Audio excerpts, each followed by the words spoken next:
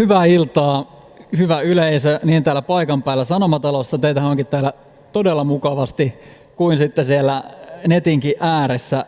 Ja tervetuloa tähän suureen ympäristövaalitenttiin. Tämän tentin järjestää yhdessä meidän Helsingin Sanomien kanssa Elinkeinoelämän keskusliitto EK, Suomen itsenäisyyden juhlarahasto Sitra ja ympäristöjärjestö WWF. Seuraavan puolentoista tunnin ajan me saamme keskittyä puhumaan luonnosta, ilmastonmuutoksen torjunnasta, luontokadosta, mutta myös uuden vihreämmän talouden mahdollisuuksista. Minä olen Hesarin ympäristötoimittaja Petja Pelli ja tässä vieressäni seisoo Helsingin Sanomain politiikan journalismin kokenut konkari Marko Junkkari. Ja tervetuloa arvoisat puheenjohtajat. Täältä vasemmalta katsoen Sari Essayah, kristillisdemokraatit, Anders Adlercreutz, RKP, Annika Saarikko, Keskusta, Petteri Orpo, Kokoomus, Sanna Marin, SDP, Riikka Purra, Perussuomalaiset, Maria Ohisalo, Vihreät ja Li Andersson, Vasemmistoliitto. Mennään suoraan asiaan. Puolitoista tuntia on lyhyt aika. Meillä on valtavasti kysymyksiä. Suomi on ilmoittanut tavoitteekseen olla hiilineutraali vuonna 2035. Oletteko sitoutunut jatkamaan tuon tavoitteen toteuttamista seuraavalla vaalikaudella? Ja nyt pääsette käyttämään näitä lappuja, eli vihreä on kyllä, punainen ei. Saisiko lapun? Eikö sulla ole lappua? Mennään tästä. Onko nämä? Okei, nämä onkin tällä. Kaikilla on nyt lappu. Eikä onko kaikilla muilla vihreä, paitsi perussuomalaisten Riikka Purra? Palataan, Riikka Purra, kohta tähän, mutta mennään vielä vähän eteenpäin. Tavoite on hyvä, mutta miten tähän hiilineutraalisuustavoitteeseen konkreettisesti päästään, se onkin vähän kinkkisempi juttu. Eli jatketaan yhdellä jatkokysymyksellä, sama periaate näiden lappujen suhteen.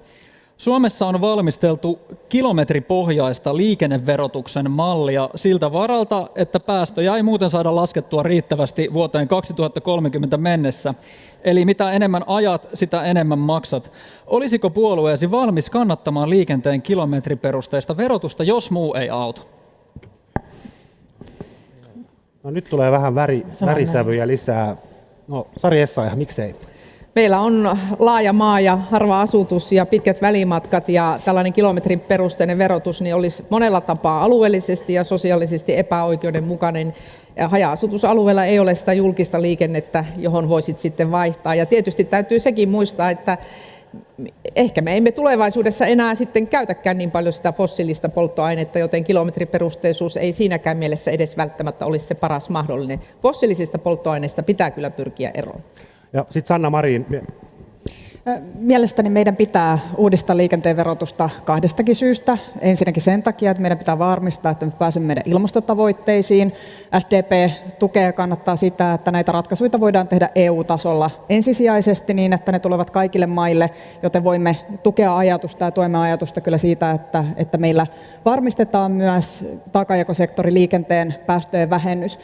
Tämä voidaan tehdä oikeudenmukaisesti niin, että alueellisuus huomioidaan niin, että esimerkiksi kotitalouden tulo huomioidaan siinä verotuksessa ja tällaista sosiaalisesti oikeudenmukaista mallia me kannatamme. Ja toinen syy, minkä takia liikenteen verotusta pitää uudistaa, on se, että nykyisin kerätään polttoaineverojen kautta merkittävä osa valtion kassaan tuloja. Ja jos me emme luo tähän tilalle mitään muuta, niin meidän kassastamme katoaa ihan valtavasti rahaa, joten joka tapauksessa tämä liikenteen verotus tulee olemaan kysymys seuraavien hallituksien pöydällä. Pääsette kohta muut ääneen. Riikka Purra, perussuomalaiset esittää, että kansallinen hiilineutraalisuustavoite siirrettäisiin vuoteen 2050. Miksi? No ensinnäkin täytyy lähteä siitä, että 2035 tällä hetkellä valitettavasti se ei näytä toteutuvan. Se on jo itsessään liian kunnianhimoinen. Muun muassa viime vuonna on jouduttu merkittävästi lisäämään kivihiilen ja öljyn käyttöä esimerkiksi. Suomen oleelliset verrokkimaat, joihin meitä siis pitää verrata, esimerkiksi Ruotsi ja Saksa, jotka on meidän kilpailijoita, niiden hiilineutraalisuustavoite on 10 vuotta myöhemmin kuin Suomella. Euroopan unionilla se on 15 vuotta myöhemmin kuin Suomella.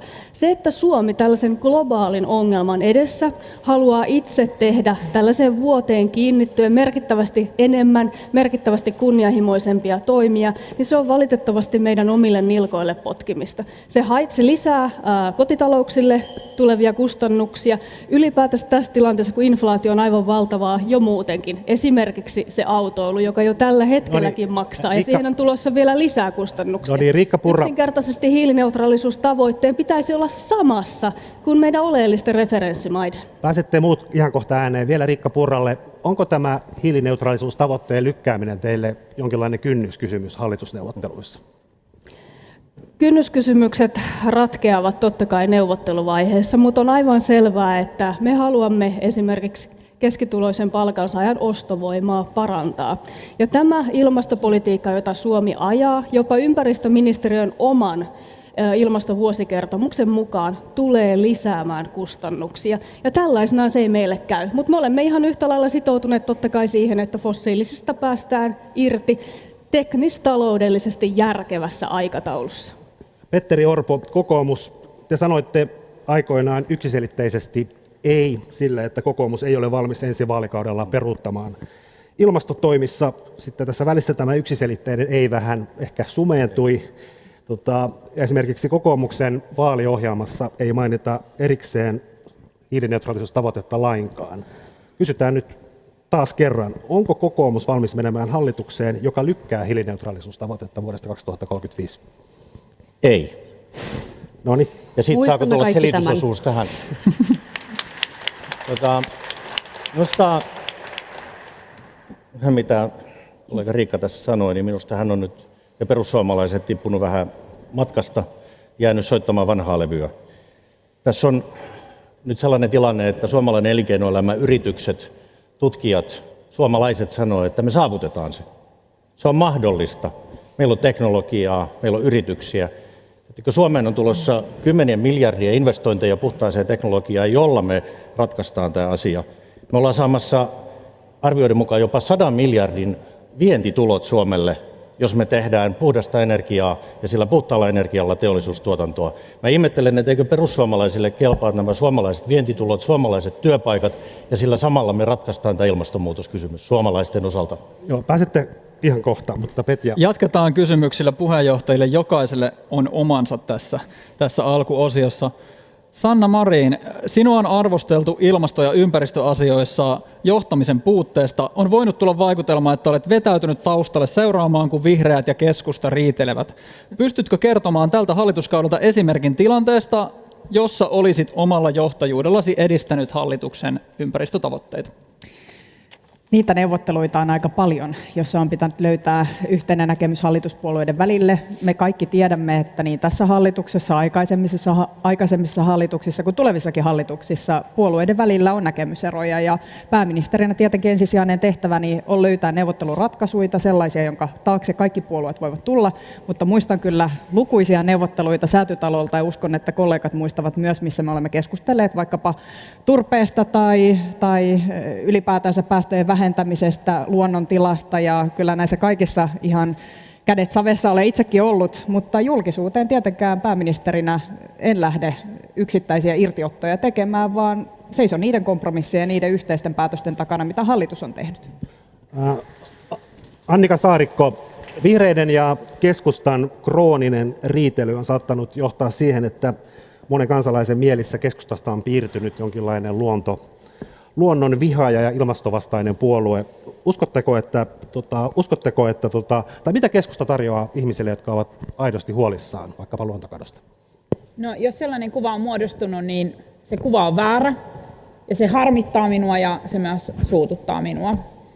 Tämä puolue on rakentanut 110 vuotta suomalaista yhteiskuntaa kumppanuudessa luonnon kanssa.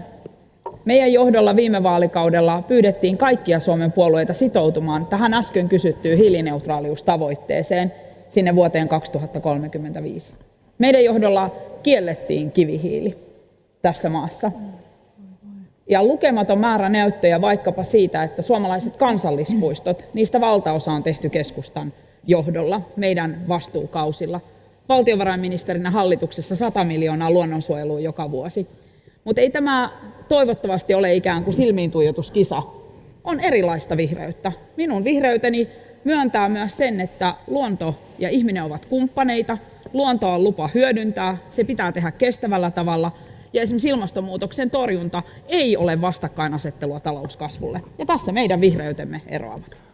Kokoomuksen eduskuntavaaliohjelmassa todetaan, tulee suora sitaatti, toteutamme päästövähennykset kustannustehokkaasti, markkinaehtoisesti ja elintasosta tinkimättä. Maria Ohisalo, miltä kuulostaa? Onko realismia, että ilmastotavoitteisiin päästään tinkimättä elintasosta? Tämähän on hieno linjaus, jos aidosti ilmastotoimia halutaan tehdä kustannustehokkaasti. Tälläkin vaalikaudella oltaisiin itse asiassa voitu tehdä paljon enemmän kustannustehokkaita ilmastotoimia, jos siihen olisi ollut poliittista uskoa kaikilla puolueilla. Nyt me on itse asiassa tehty aika paljon toimia, jotka on ollut ikään kuin porkkanoita. Me tarvitaan sekä porkkanoita, että me tarvitaan myös sellaisia aitoja kannusteita, kuinka siirtyä vähäpäästöisempään vaikkapa liikenteen puolella. Eli hienoa kuulla tämä linjaus, hienoa kuulla se, että Petterin puolue ei lähtisi hallitukseen, joka pakittaa ilmastotoimissa. Ja sitä mä oon kyllä ihmetellyt, että keskellä fossiilienergian kriisiä, jossa me nimenomaan nyt ollaan, perussuomalaiset on valmiita panostamaan enemmän fossiilienergiaan, eikä pääsemään irti siitä, joka on paitsi talouskysymys, ilmastokysymys, myös valtava turvallisuuspoliittinen kysymys.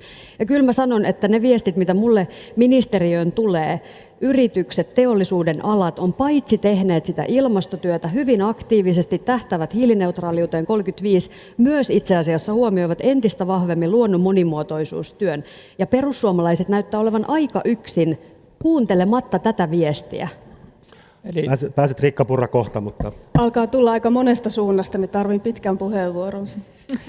seuraavaksi Li Andersson.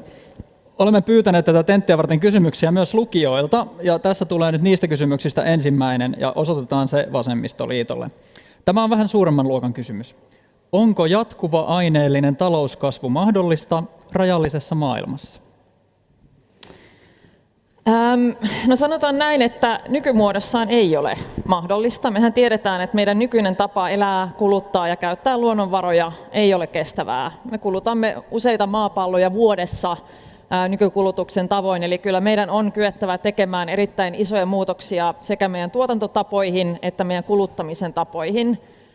Ja mulle, jos me puhutaan niin kestävästä tai niin reilusta siirtymästä, kestävimmistä elämäntavoista, niin kyllä mun mielestä siihen kiteytyy myöskin se niin arvomaailma ihmisissä, ihmisten vapaa-ajan vietto, ohjataanko enemmän mahdollisuuksia työajan lyhennykseen, esimerkiksi joustavoittamiseen, minkälaisia aineettomia kulutusmahdollisuuksia meillä on, kulttuuripalvelut, kaikki tällainen, niin tämäkin kytkeytyy tämän ison kysymyksen reiluun siirtymään. Että se ei ole ainoastaan kyse siitä, että paljonko vähennetään päästöjä teollisuudessa, paljonko kasvatetaan hiilinieluja, vaan myöskin meidän elämäntavoista, arvoista ja asenteista.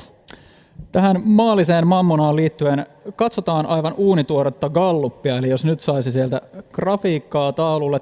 Teetimme ympäristöaiheisen kyselyn tämän tentin alla, ja ensimmäistä kertaa, ja tässä on yksi tulos siitä, ensimmäistä kertaa tässä HS-gallupissa yli puolet suomalaisista sanoo, että ovat valmiita tinkimään omasta elintasostaan ilmastonmuutoksen vuoksi, eli näissä vaikeissakin talousoloissa kuitenkin tällainen tulos.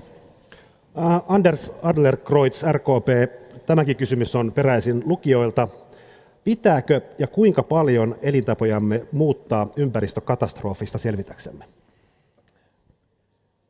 Varmaan aika paljon, siis maailma muuttuu. Puhuttiin tässä liikenteestä, tässä alussa liikenne on jo muuttunut muutamassa vuodessa aika paljon. Se tarkoittaa, että verotus muuttuu, monet tavat, millä rahavirrat liikkuu yhteiskunnassa muuttuvat. Tällä hetkellä, ihan niin kuin Liitossa sanoin, niin me kulutetaan liikaa maapallomme resursseja. On ihan selvää, että elintavat vähintään muuttuu. Onko sitten elintason muuttumista tai laskemista, niin se on mun mielestä toinen asia. Innovaatiot auttavat meitä jollain tavalla, mutta kyllä me vääjäämättä joudutaan suhtautumaan ihan eri lailla siihen, että miten me kulutetaan, mitä me kulutetaan ja miten meidän kulutusta mittaillaan myöskin. Sari Essayah, kristilliset, sama kysymys. Pitääkö ja kuinka paljon elintapojamme muuttaa ympäristökatastrofista selvitäksemme? Mun mielestä Anders sanoi hyvin tuossa, että elintaso on ehkä vähän erilainen käsite, koska kyllähän me suomalaiset kesällä niin menemme kaikki kesämökille, jossa ei ole sen paremmin sähköä kuin vettä, ja me ollaan aivan innossaan siitä, että me haluamme ainakin sen kesäkauden elää sillä tavalla. Mutta totta kai sitten kun mietitään vakavemmin tätä kysymystä, niin ajattelen, että varmasti niin kuin jokainen me pystymme tekemään niitä omassa arjessa olevia pieniä päätöksiä, mutta kuitenkin sit kokonaisuuden kannalta se kaikkein merkittävin on se energiantuotanto. 80% kaikista päästöistä tulee sieltä energiantuotannosta. Se asia meidän pitää pystyä ratkaisemaan ja sitä kautta niin kuin nämä monet muut, jokaisen omaan elämäntapaan ja valintoihin liittyvät kysymykset, niin niillä on oma merkityksensä, mutta kuitenkin on muistettava, että sillä on kaikkein suurin ja merkittävin ja ratkaisevin merkitys. No niin, ja sitten mennään metsään. Selvä. Siirrytään tosiaan seuraavaksi samoilemaan metsäpoluille. Suomen metsät on yhä Suomen talouden yksi tukijalka. Ne on myöskin Suomen luonnon suurin elinympäristö ja ne ovat myös Suomen ilmastopolitiikan selkäranka. Nyt kuitenkin loppuvuodesta Luonnonvarakeskus vahvisti tiedon, että vuonna 2021 Suomen maankäyttösektori tai maankäyttö muuttui ensimmäistä kertaa päästölähteeksi, koska metsien hiilinielu pieneni, ja se metsien hiilinielun pieneneminen johtui taas kasvaneista hakkuumääristä, mutta myöskin puiden kasvun hidastumisesta. Otetaan tähän nyt grafiikkaa näkyviin, eli seuraava grafiikka. Tässä Luken grafiikassa se nielujen pieneneminen näkyykin, se on tuo vihreät palkit tuossa noin. Eli tuossa näkee myös sen, että sitä on tapahtunut pidemmällä ajalla, 10 vuoden ajan metsänielu on pienentynyt ja sitten ollaan päädytty tuohon tilanteeseen, mikä 2021 oli. No niin, kysytään tähän liittyen nyt, että saadaan tämän nielukeskustelu käyntiin yksi lappukysymys. Ilmastopaneeli ehdottaa nielujen vahvistamiseksi maankäytön muutosmaksua. Sitä maksettaisiin, jos hävittää metsää pellon raivaamiseen tai rakentamisen vuoksi. Kannatatko maankäytön muutosmaksua? Kyllä. No niin, vaikka Maria Ohisalo, saat perustella vihreän lappusi. Joo, kiitos. Me käynnistettiin tosiaan valmistelutyötä maksun tekemiseksi, jotta seuraava hallitus voisi heti ottaa sen käyttöön seuraavan kauden alussa. Kyse on siis siitä, että aina kun raivaat metsää joko pelloksi tai rakentamisen tieltä, joudut maksamaan siitä maksun. Ja itse asiassa jo pari vuotta sitten Cambridgein yliopiston professori Partha Dasgupta teki uraurtavan raportin siitä, että me jatkuvasti hyödynnetään luonnon antimia, puhdasta vettä, ilmaa, hiilensidontaa, kaikkea tätä, mutta me ei makseta siitä hintaa. Vaikka luonnolla on itseisarvo, meidän pitäisi maksaa siitä myös hintaa samalla tavalla kuin me maksetaan vaikkapa päästöistä tällä hetkellä. Eli aivan konkreettisesti tarvitaan lisää konkreettisia keinoja siihen, että luonnon tuhoamista vähennetään. Meidän pitää pystyä pysäyttämään lajikato, siis luonnon köyhtyminen meidän ympäriltä, ja meidän pitää päästä sinne hiilineutraaliustavoitteeseen, niin tämä maksu tarvitaan. Ja sitten Petteri Orpo, mikä värinen lappu sulla olikaan? Vihreä.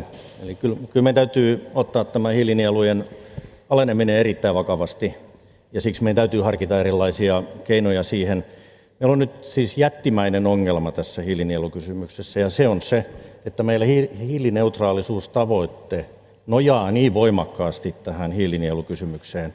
Ja se, että ne laskee nyt näin paljon, niin se vaatii todella tarkkaa pohdintaa, ja se vaatii seuraavalta hallitukselta todella uusia linjauksia, määrätietoisia toimia, miten hiilineutraalisuustavoitteeseen päästään seuraavaksi, koska tämä muutos on niin suuri.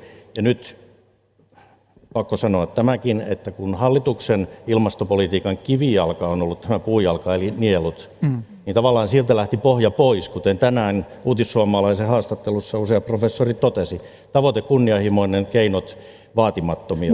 Ja tähän on pakko löytää nyt uudet lääkkeet, miten me mennään eteenpäin. Ja minä uskon siinä teknologiaan, yrityksiin, puhtaaseen energiatuotantoon. Ei ole mahdollista vähentää päästöjä niin paljon, että tämä korjaantuisi. Ei ole kyllä opposition suunnalta juurikaan kuultu tämän hallituskauden aikana. Siis, että hallitusta olisi kiritetty ilmasto- ja ympäristöpolitiikasta saatikka, että oppositio olisi ollut huolissaan hiilinielujen romahtamisesta. Kokoomuksella se vaihtelee Tämä on pakko aina. todeta. Kyllä. Minä en usko hetkeksikään, että Petteri Orpo ollessaan pääministerinä tällä kaudella olisi millään tavalla esimerkiksi puuttunut metsähakkuiden Täällä on määrään. monia käsiä. Ei ole mahdollista.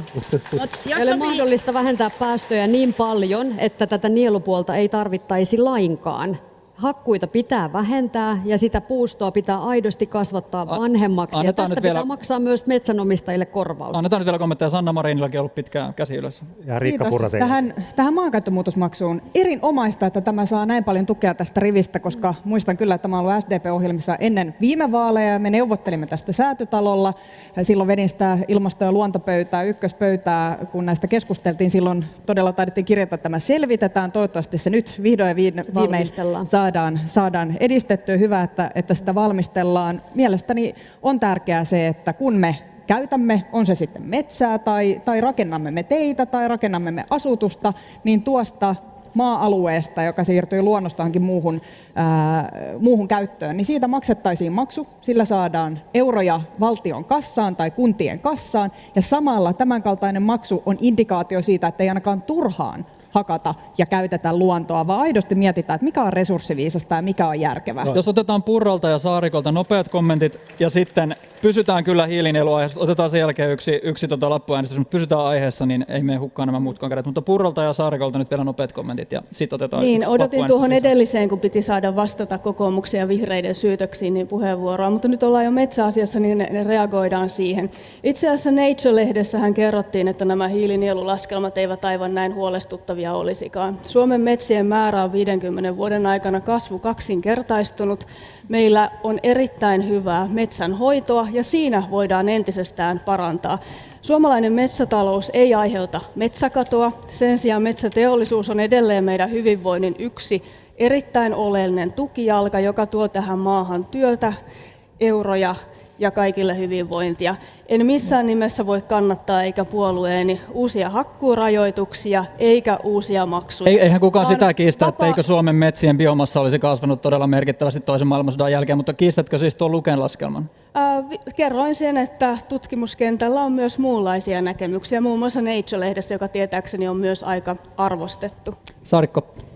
Ja tämä metsäkeskustelu on tärkeää meidän kahden aikamme niin kuin ison vakavan haasteen sekä ilmastonmuutoksen että luontokadon kannalta. Ja on varmasti niin kuin mietittävä uusia keinoja, mutta mä hiukan vierastan sitä, että me ollaan nojattu nyt tähän, että juuri tämän vuoden laskelma osoittaa nyt näin. Tämä ei ole edes vaalikauden mittainen kysymys. Metsät on niin kuin 10 vuotta sukupolvien mittainen kysymys ja on totta. 10 vuotta. Okei, Maria, mä nähdään kaikki toi sama luku. Se on näin, että se on hiilinieluna heikentynyt.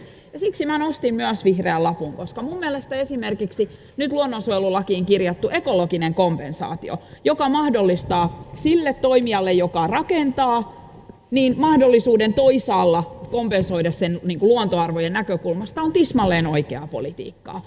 Mutta mä ajattelen myös niin, että metsissä on, niistä on niin moneksi.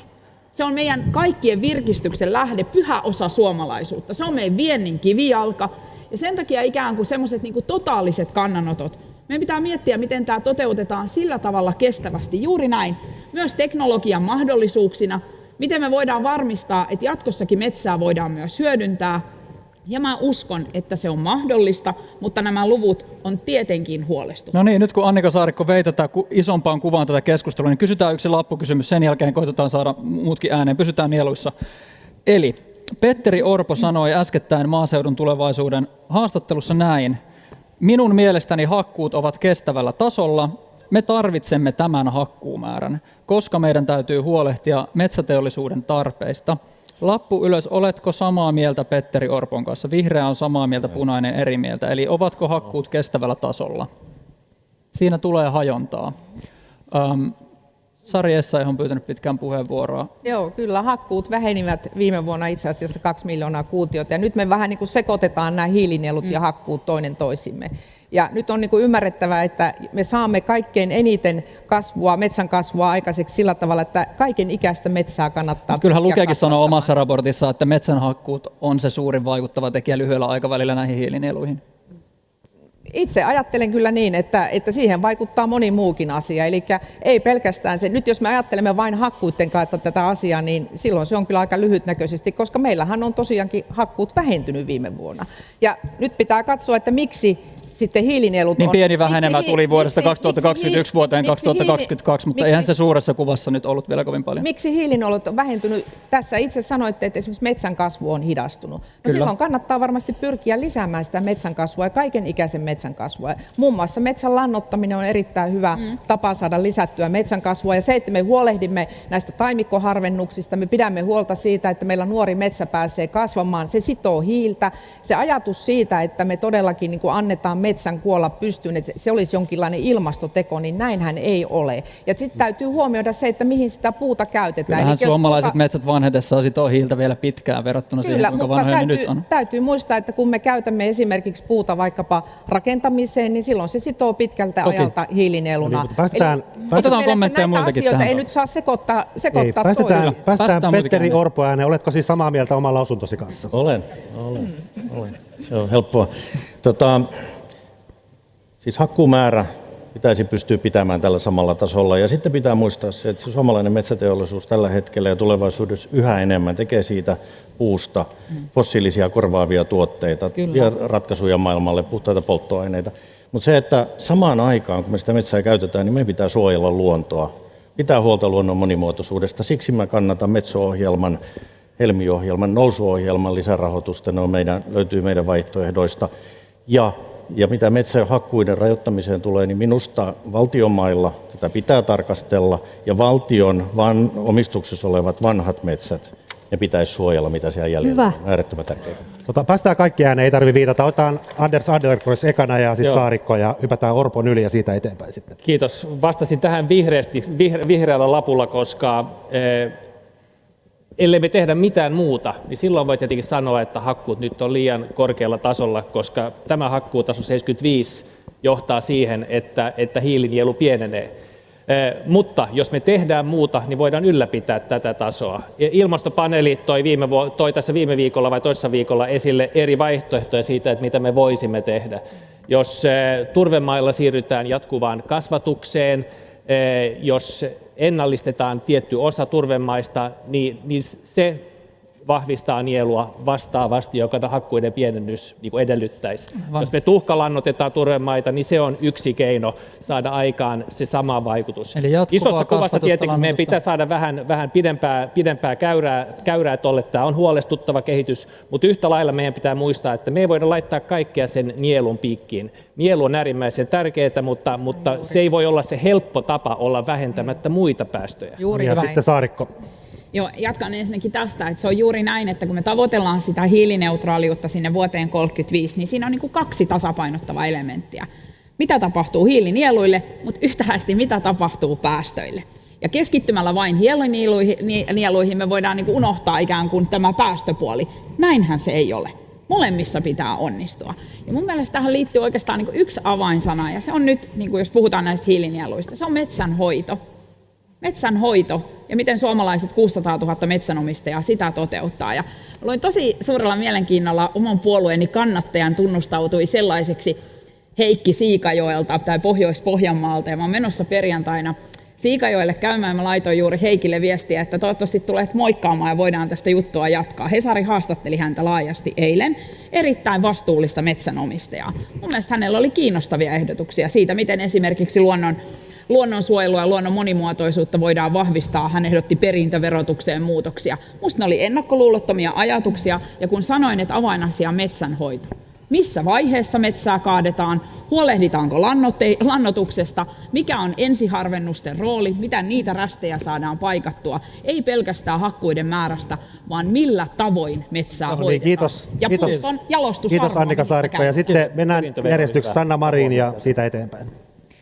On erinomaisen hienoa, että tässä rivissä jaetaan niin selkeästi tavoite hiilineutraalista Suomesta vuoteen 2035, mutta maailmahan ei pääty 2035. Meidän pitää olla hiilinegatiivisia pian 2035 jälkeen. Ja sen vuoksi me tarvitaan nieluja. Me tarvitaan metsänieluja, me tarvitaan maankäyttösektorilla muutoinkin nieluja. Ja kun puhuttiin kustannustehokkaista tavoista, niin kyllä meidän metsämme ovat kustannustehokas tapa ottaa päästöjä pois ilmakehästä, imeä sitä hiilidioksidia takaisin ilmakehästä.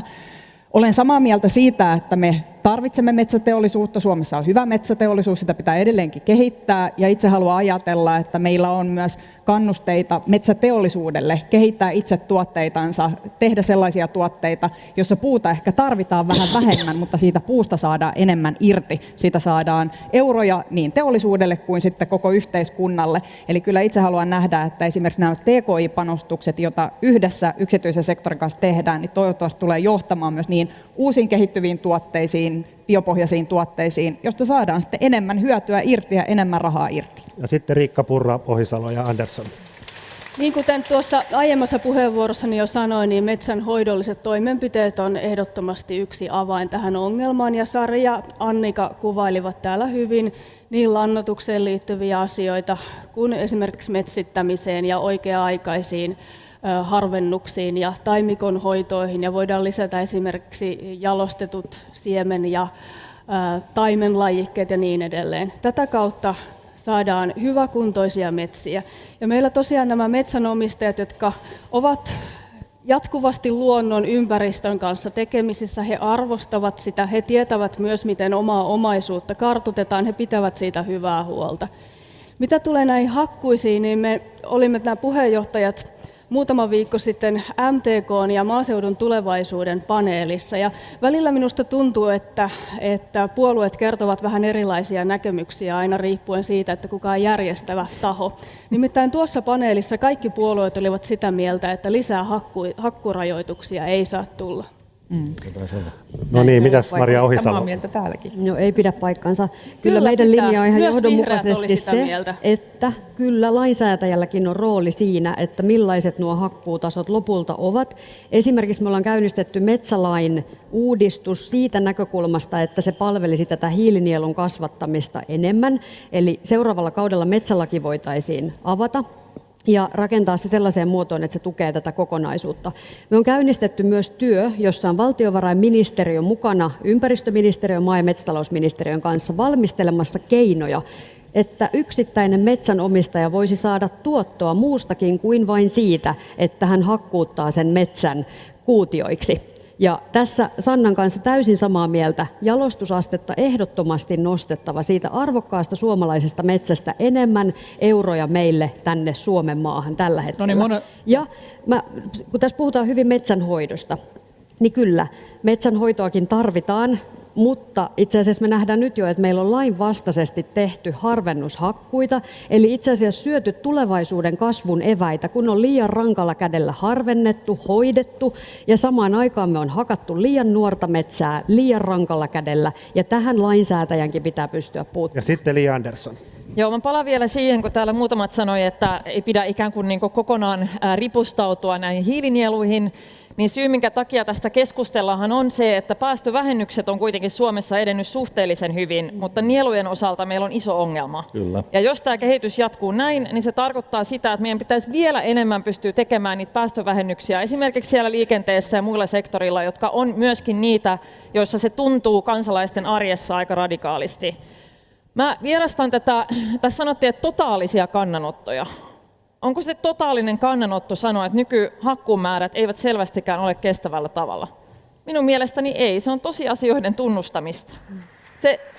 Eikä se tarkoita sitä, että meidän pitäisi kokonaan lopettaa metsien hakkaamista, vaan se tarkoittaa sitä, että meidän pitää onnistua vähentämään hakkuumääriä samanaikaisesti, jotta me voidaan kasvattaa nielua samanaikaisesti, kun me panostetaan siihen, että myöskin muilla toimilla saadaan nämä maaperäpäästöt kuntoon, mikä tässä myöskin mainittiin, että turvepeltojen vesittäminen ja tämä avohakkuiden lopettaminen näillä metsäisillä turvemailla. Mutta tämmöinen niin kuin kuvan luominen siitä, että esimerkiksi Riikka Purra sanoi moneen otteeseen, että uusia hakkuurajoituksia. Syy, minkä takia tämä kehitys näyttää tältä, on se, että meillä ei ole hyviä ohjausmekanismeja tällä sektorilla. No niin, kiitos. Noin 1/3 Suomen metsistä omistaa Metsähallitus, eli valtio, eli vähän niin kuin me kaikki. Niissä metsissä on vielä jonkin verran jäljellä vanhoja ja lähes luonnontilaisia metsiä.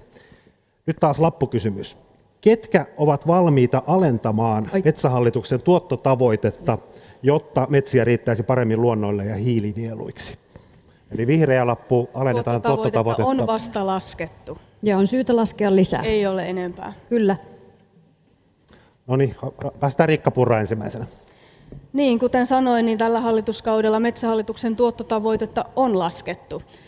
Ja mielestäni sitä ei pidä laskea enempää. Eli nimenomaan ne toimenpiteet niin, ovat näissä, joita edellisellä kyselykierroksella käsiteltiin. Mitä kautta me saamme näitä asioita parannettua. Sen lisäksi täytyy sanoa, että esimerkiksi monimuotoisuuden kannalta näissä valtion metsissä niin suurin osa niistä, jotka ovat erityisen arvokkaita, ne on suojeltu jo. joten tässäkään en näe mitään radikaalia tarvetta muuttaa sitä hyvää suomalaista metsä- ja ympäristöpolitiikkaa. Sitten Sanna Marin ja Petteri Orpo. Kyllä minun mielestäni Metsähallituksen tuottotavoitteita voidaan edelleenkin kohtuullistaa. Tämä hallitus on tehnyt useita päätöksiä, joilla me olemme tähän puuttuneet ja se on erittäin tärkeää, mutta näen, että kyllä meillä on tulevaisuudessakin sijaa suojella valtion metsiä. Meillä on olemassa vielä valtion metsissä niitä luontoarvoilta arvokkaita vanhoja metsiä ja kyllä meidän näitä alueita pitää suojella, koska ilmastonmuutos ei ole meidän ainoa ongelmamme, vaan vähintään yhtä iso ongelma on luonnon köyhtyminen, luontokato ja tähän pitää ihan yhtä lailla puuttua tai muuten me ollaan ihmiskuntana pulassa. Ja sitten Petteri Orpo. Joo, kiitos. Metsähallituksen tuottotavoite edellisellä kaudellahan sitä kiristettiin ja nyt se on ehkä kohtuullisesti järkevällä tasolla, mutta mä haluan olla myöskin looginen, että kun olen siis sitä mieltä, että Metsähallituksen mailla olevat vanhat metsät, niin ne on sellaista luontoarvoa, jota pitää suojella, niin se tarkoittaa sitä automaattisesti, että siellä on silloin vähemmän mitä hakata. Mutta samaan aikaan sitten täytyy todeta se, että Metsähallituksen maat ovat myöskin tärkeitä sen puuhuollon kannalta, mutta valtion pitää näyttää tässä esimerkkiä. Ja kun mä lähden siitä, että kun meillä on ne 600 000 metsänomistajaa, me halutaan metsälain hengen mukaisesti luottaa suomalaisen metsänomistajan, että hän toimii vastuullisesti. Mutta siis vastuullisuudessa valtion pitää näyttää mallia. Siirrytään nyt askel taas eteenpäin. Tässä jo aikaisemmin viitattiin Suomen metsäteollisuuden jalostusarvoon. Ja Kyllä, siihen liittyen, jalostusasteeseen liittyen on kysymys. Eli tämä Suomen metsäteollisuuden jalostusaste, eli arvonlisä hakattua puukuutiota kohden, niin sehän on itse asiassa laskenut koko 2000-luvun, mitä ehkä moni uskoisi. Eli joudutaan siis hakkaamaan yhä enemmän metsää saman rahamäärän saamiseksi, näin yksinkertaisesti sanottuna. Ja tietenkin kaikkien toiveena on ollut, että oltaisiin menty toiseen suuntaan. Tutkija Jakob Donner-Amnel ehdotti juuri Helsingin Sanomissa, että metsäteollisuuden nauttimat tuet, kuten innovaatiotuet ja energiaveron ale, ehdollistettaisiin jatkossa hieman samaan tapaan kuin osa sosiaalituista. Eli yhteiskunnan tukea saisi, jos jalostusarvo nousee tai jos ympäristöjalanjälki pienenee. Tämä olisi eräänlainen innovoimaan kannustava aktiivimalli. Herättääkö tämä ajatus kommentteja puolesta tai vastaan? Mitä sanoo esimerkiksi Petteri Orpo tästä aiheesta? Ja muillakin. Niin minusta pitää olla avoin kaikille uusille ideoille. Mä en nyt varmaan jotenkin hidasta, mutta en ihan tarkkaan päässyt perille, että mitä tarkoittiin. Mutta jos me kannustetaan tekemään puhtaita ratkaisuja, hoitamaan luontoa kestävällä tavalla, niin käyttämään luonnonvaroja kestävästi, niin se on aina hyvä asia. Ja meidän täytyy olla, kun sanoin, niin avoimia näille uusille innovaatioille. Mutta nämä yhtiöt, jotka sitä luontoa käyttää, niin mä oon ollut ilahtunut siitä, että sieltä tulee näitä uusia tuotteita. Ja nyt mikään uusin trendi on se, että luonnon monimuotoisuus, sen puolustaminen ja luontokadon hidastaminen on tullut niin monelle yritykselle tällä hetkellä sinne strategian kärkeen. Kyllä. Ja sen kirittäminen. Nyt mä Petteri Orpo keskeytään. Ota Saarikko. Kävisikö tämmöinen metsäteollisuuden aktiivimalli? Eli miten jalostusarvoa ylös? No, jalostusarvosta pitää olla huolissaan, koska ilman muuta siinä ei ole kysymys vaan nyt tästä luonnosta tai kaadetun puun määrästä, vaan myös yhteiskunnalle tuotetusta arvonlisästä, veroeuroista, siitä millaisia työpaikkoja tähän maahan syntyy. Sillä on siis valtava kerrannaisvaikutus sillä jalostusarvolla muutoinkin kuin tämän paneelin niin kuin ison otsikon luonnon ja ilmaston näkökulmasta. Mitä tulee siihen kysymykseen Metsähallituksen roolista, minusta siinäkin tämä meidän kannattaja Heikki esitti ihan hyvän pohdinnan. Aktiivisempaa politiikkaa maanvaihdon kanssa. Yksityisiltä omistajilta, jos antaa arvokkaan maan suojeluun vaihtokaupat Metsähallituksen maan kanssa. Ja samaa mieltä siitä, että kyllä, voidaan tehdä niin, että ensisijaisesti valtio näyttää esimerkkiä enemmän kuin viedään omaisuuden suojaan näiltä meidän sadoilta tuhansilta metsänomistajilta. Kyllä. Koitetaan pysyä vielä tässä jalostusasteessa. Nyt Sari Essayah'n viitto oli niin ankarasti. Joo, kyllä. Kiitos. Tuo kuulostaa minusta aika omituiselta ajatukselta. Tällä hetkellähän metsäteollisuus on ratkaisemassa muun muassa kaivannaisteollisuuden ongelmaa, eli akkumineraaleja saadaankin kenties korvattua tällä metsäteollisuuden ligniinipohjaisella tuotteella ja siis valtava innovaatio. Kaikki ne kaivannaisteollisuuden ongelmat, mitä siihen liittyy, niin voitaisiin korjata sillä metsäteollisuuden kehittämällä keksinnöllä, niin en todellakaan kyllä kannata tämän tyyppistä ajattelua. Ja nyt yhden faktan haluan kyllä oikaista, kun täällä on puhuttu nyt siitä, että meillä on niin kuin puun määrä vähentynyt. Siis mä tarkistin nämä luvut, että uutta runkopuuta on kasvanut viime vuonna 103 miljoonaa kuutiota, siitä on kuollutta puuta 14 miljoonaa kuutiota ja olemme käyttäneet sen 75 miljoonaa kuutiota, olemme hakanneet. Eli elävä puu on lisääntynyt 14 miljoonaa kuutiota. Li Andersson puhui täällä kuunneltua totuutta tältä osin. Pysytään tässä aiheessa. No niin, jos mennään, tarkennetaan vähän kysymystä. Minä ymmärsin kyllä kysymyksen ihan hyvin. Sanna Marin, miten tulevaisuudessa metsäteollisuus saataisiin, millä konkreettisilla keinoilla lunastamaan toiveita näistä uusista puuinnovaatioista? No siis minun mielestäni tämä esitys oli aivan erinomainen. Meidän pitää uudistaa meidän yritystukijärjestelmämme sellaiseksi, että se kannustaa kestävämpään käyttöön, se kannustaa siihen, että me emme käytä niitä fossiilisia esimerkiksi teollisuudessa ja metsäteollisuudessa kuin muuallakaan.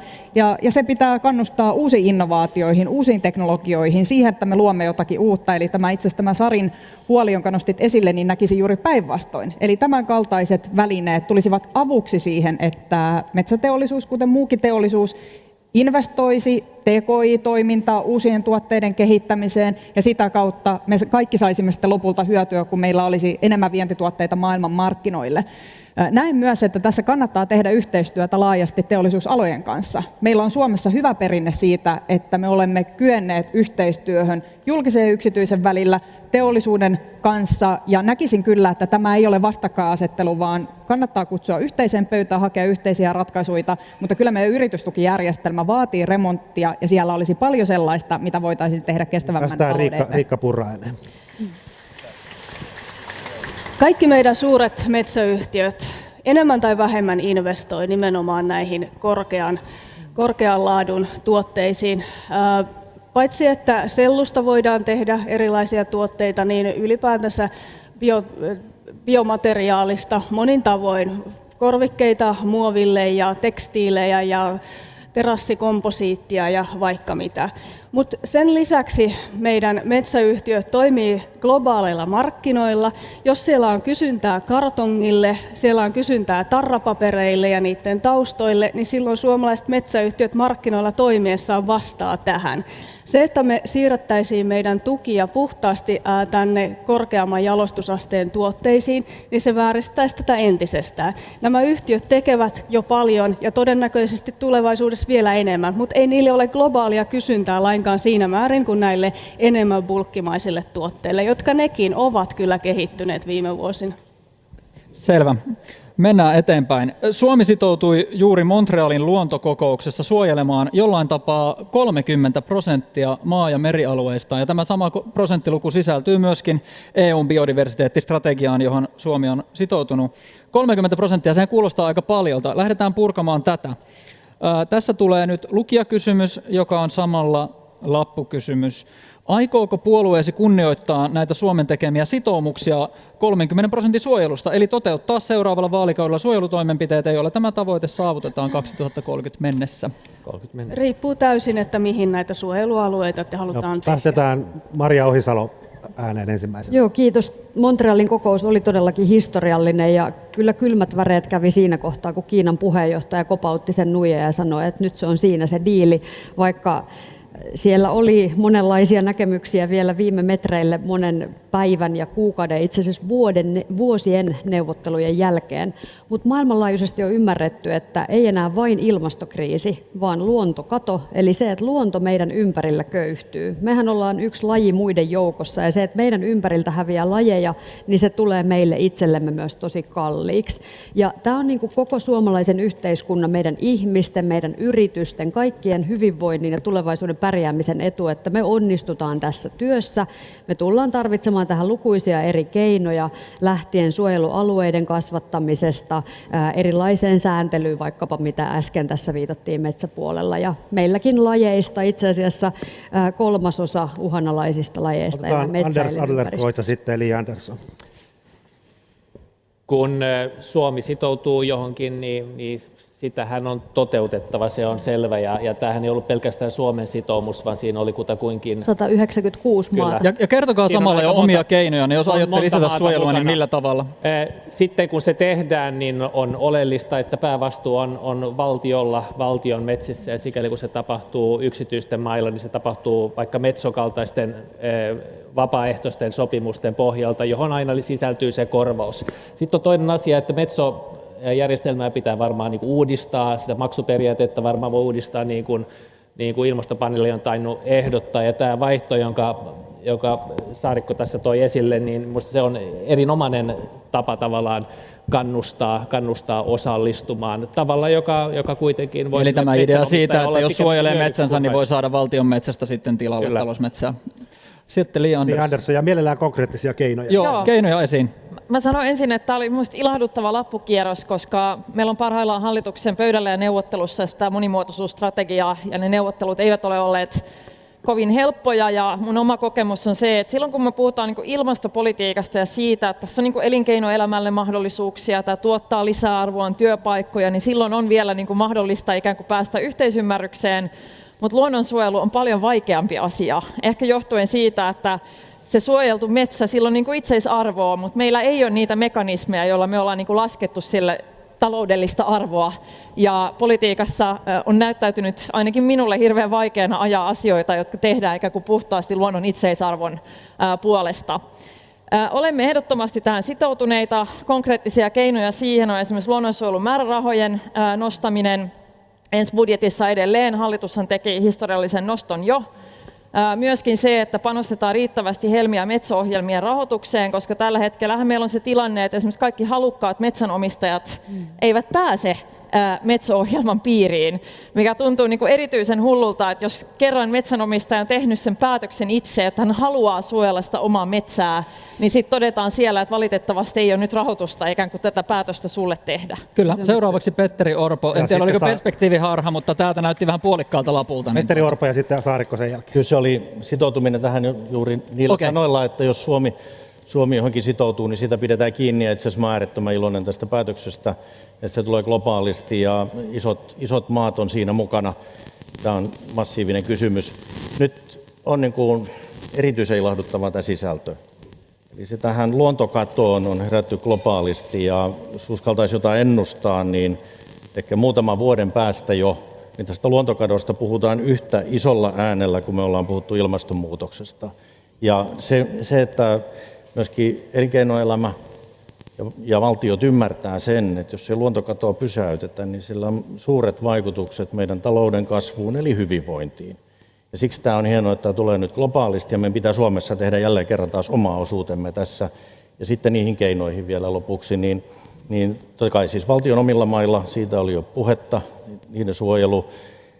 Sitten yksityisillä mailla niin erilaisia vapaaehtoisia suojelumuotoja pitää edistää, Metso-ohjelmaa, Helmi-ohjelmaa ja niin edelleen. Ja tämä vaatii todella laajamittaisen toimenpideohjelman. Sitten Saarikko. Joo, siis olen sitoutunut ja pidän tärkeänä, että Suomi tekee tässä osansa.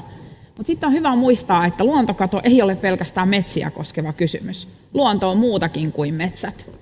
Tämä on kysymys meidän tuntureista, meidän vesistöistä, ja nämä toimet koskevat muutakin kuin metsää ja metsän omistajia.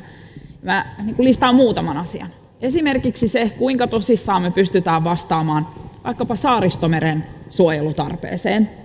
Se on vakava kysymys. Tai mitä me tehdään meidän kaupunkiluonnolle. Te katsotte tästä niin kuin Sanomatalosta ulos, niin missä täällä on vihreys? Tämä koskee yhtäläisesti kaupunkiympäristöjä. Miten me rakennetaan ja mikä on niin kuin ikään kuin rakennetun ympäristön suhde luontoon. Silläkin on aivan valtavasti väliä. Tai mikä kaikki niin kuin puute luonnolla, se ei ole kysymys vain siitä, mitä me menetämme niin kuin luontolajeina, vaan sillä on suhde myös ihmisen terveyteen. Me ollaan just selvitty pandemiasta, joka lähti liikkeelle niin kuin eläimestä ja vaurioitti meidän yhteiskuntia. Tällä on valtava myös terveydellinen merkitys tällä luonnolla. Me tiedetään, miten se vaikuttaa allergioihin ja niin edelleen. Ja lopuksi lyhyesti. Mitä varmemmin ja mitä nopeammin me saadaan myös markkinatalouden keinot tähän mukaan. Ilman, että tämä kaikki lähtee vaan taas valtio, joka ylhäältä sanelee ja laittaa sääntöjä ihmisille ja yrityksille. Mitä enemmän mä tässä saadaan markkinataloutta mukaan, sitä enemmän tämä on mahdollista. Juuri niin kuin ilmastonmuutoksen torjunnassakin kävi, yritykset on kaukana edellä valtioita todella monessa ratkaisussa. Ympäristöjärjestö WWF, joka on yksi tämän tentin järjestäjistä ja moni muukin, on esittänyt, että seuraavan hallituksen tulisi linjata hallitusohjelmassaan, että BKT:stä käytettäisiin vuosittain noin 1% luonnon monimuotoisuutta edistäviin toimiin, mielestäni aika laveasti ilmaistuna. Joka tapauksessa kyse olisi siis miljardeista euroista. Mutta oletteko valmiita moninkertaistamaan valtion satsaukset monimuotoisuuden edistämiseen ensi vaalikaudella? Ja tässä oli ilmeisesti kyse vielä siitä, että tämä raha satsauksia tulisi vai näistä ympäristölle haitallisten tukien. Unohdin sanoa, tosiaan tämä poistamisesta. WWF-idea on se, että tämä miljardipotti kerättäisiin näistä ympäristölle haitallisista tuista. Joita on vähän vaikea määritellä aina. Niin mitä ne ovat? Nimenomaan. Mitä ne ovat? Mistä aloitetaan? Maria Ohisalo sieltä. Joo, kiitos. Mauri Pekkarisella voisi olla Ehdottomasti jotain siis vinkkejä tähän. meillä on satoja miljoonia euroja, joita me käytetään paitsi ilmastolle haitalliseen toimintaan, myös luonnolle haitalliseen toimintaan. Ja kyllähän kaiken valtion rahan, lakien, asetusten, kaikkien pitäisi olla niiden ympäristön asettamien reunaehtojen niin kuin sisällä. Ja itse asiassa on hyvä muistaa Montrealin kokouksesta se, mistä ei päätetty. Päätettiin suojelusta 30% maa- ja merialueista, mutta sitten on se 70%, ja sielläkin pitää pystyä tekemään toimia. Ja silloin puhutaan muun muassa ennallistamisesta, siitä, miten ihmisen jo muokkaamaa ympäristöä, sen tilaa parannetaan. Ja tässäkin rivissä on aika monta tahoa tästä eteenpäin, jotka ovat vastustaneet sitä ennallistamisasetusta, joka EU on itse asiassa tehnyt jo aikaisemmin, joka on osa tätä Montrealin toimeenpanoa. Kyllä, sitten Purra ja Marin. Kun puhutaan ympäristölle haitallista tuista, niin se kuulostaa aina siltä, niin kuin Suomi ikään kuin haluaisi tukea sitä, että meidän ympäristöä tuhotaan. Mutta kysehän on esimerkiksi siitä, että se meidän kunnianhimoinen ilmastopolitiikka, joka heikentää meidän vientiteollisuuden kilpailukykyä suhteessa kilpailijamaihin, Ei pidä niin sitä paikkaansa. tuetaan esimerkiksi nykyisellä sähköistämistuella. Kysymys on tästä. Biodiversiteettisopimus tehtiin 1992 vuonna Rio de Janeirossa. Kysymys ei ole uudesta asiasta, toki käsite on muuttunut. Tässä nykyään puhutaan luontokadosta ja lajikadosta, joka on selvästi kriittisempi termi.